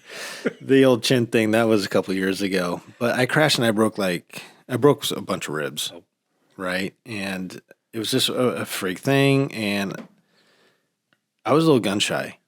And I remember after that ride, I know I'm riding again. Like, it's in my blood. I'm not stopping. Yeah. And I remember I went for a ride on the FJ. And I went out through Ty Valley. And I was on this road. And there's this canyon that you can ride through. And it's uphill. And it is just twisty. And I got to the bottom of the hill. And it was like the perfect storm. And it was just me at the bottom with the flagger. And the guy at the flagger kind of smiles at me. He goes, "You're going to have a good time going up this thing." Is it coming from the chutes up to Ty Valley? Yeah. Oh, yeah, I know the road. So, yeah, I'm going uphill the canyon, right? Yeah. The guy looks at me and goes, "We just swept it. It's freshly paved. When I let you go, there is nobody on this road till the top of the hill." It's like a racetrack. Dude, I was like, huh? I'm gun shy. Right? Yeah. And I was riding kind of like, probably take your riding style and then cut it in half is how I was riding. And then I got to that and I was like, all right, like it's on. Let's see what we can do. Right? So I'm pushing probably 12,000 RPM on my bike. Right? I am freaking hauling. I don't even know what I was doing. I am hitting these corners, dragging pegs, and I am like cutting it. Like I am like on an FZ09? On an FJ09. Or FJ09. Yep. Dude, those things are fast. Well, and those pegs are high. Yeah. And I'm turning the corners and I'm like dragging pegs, and I am freaking getting after it. And I am just turning and turning and turning and turning and turning and going around, and you hit that one corner that's like a U. Dude, I just remember like, oh my God, I hope I pull this off. Like, I hope I make this corner. And I did. And I got to the top. And, like, I'm pushing RPMs. So it's loud. Oh, yeah. And I got up there. The flagger on top is smiling at me and shaking his head. Like, yeah. And I was just like, that moment, everything changed. I went from, all right, we're back. Yeah. I crashed, but we're back. It was the whole mental change. But then fast forward a little bit more. I did take a class over here. I took like the advanced class or whatever. And it was the exact same thing. It was like, get your head around. Like them yelling at me about my head. And I'm like, I can do that. All right. And just like really. And then like I noticed like halfway through the day that there were average riders. And then I'm not trying to say that I'm an above average rider. But it was me and another guy that were clearly better than all the other guys. And the other guy was like a motocross guy. This dude could freaking ride, right? He's riding this little 250 that they provide for you, and he was doing stuff on there. I'm like, dude, that's rad. He's like, these things are gutless, but watch this. And he's doing like stoppies and stuff when they're not looking. I'm like, dude, this is awesome, right? But at some point I noticed the instructors were talking and teaching us completely different than everybody else. Right. They like took our standard like well above everybody else. And I was like, I didn't take that for advantage. Once I realized what the instructors were doing and trying to make us better riders and safer riders, I feel like I opened up more to, for lack of a better term, the constructive criticism, right? And so even like today, that was a long time ago. And then even today, sometimes I'll be like turning the corner. I'm like, get your head around. I'm like, oh, I don't even remember that guy's name. Yeah. But I remember him doing that, you know. Or I remember like sometimes I'll just be hauling at 55 miles an hour. And I'll be like 1,001, 1,002. Okay, I'm a good stopping distance. And if this happens, can I do this? And if like I'm going through these scenarios, I'm just riding. You know? Well, and it all pays off down the road. I remember 2 years ago, I was on a ride Eastern Oregon near Ukiah. Oh, I love that area. And Brian, Patriot USMC, was behind me. So we were riding somewhat staggered, but we had a fair amount of distance. And a deer just pulled right out in front of me. But he stopped on the yellow line. And I was on the Triumph. And I brought it to a complete stop in the middle of the road. And I moved to the yellow line because I didn't want to get rear-ended by the bike behind me. Right.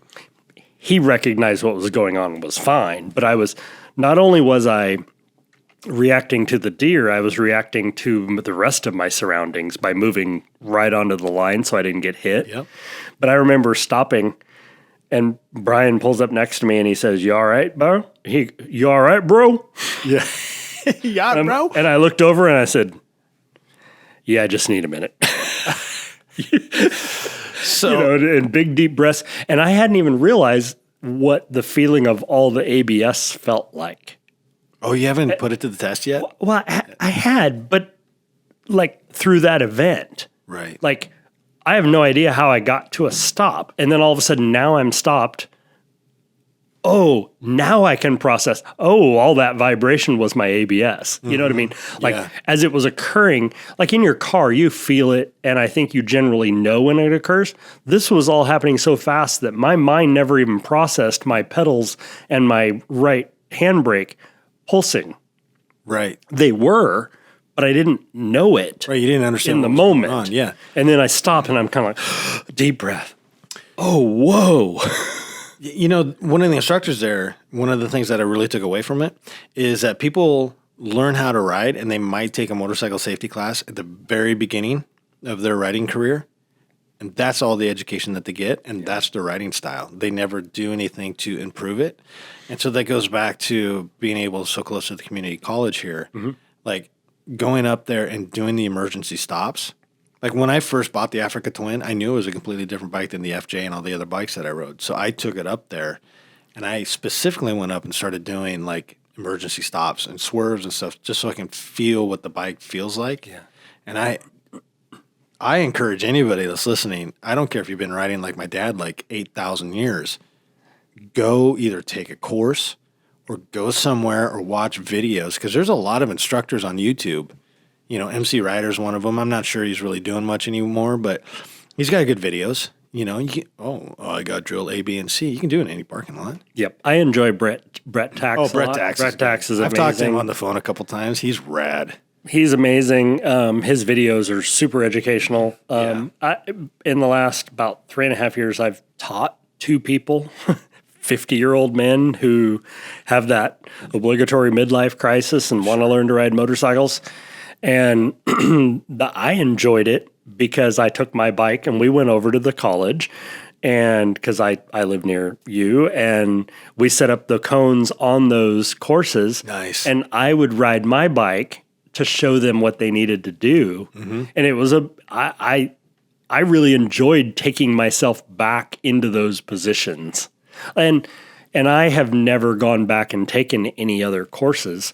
And I think there's some cliche, but there's some people that like they just train. That's not me.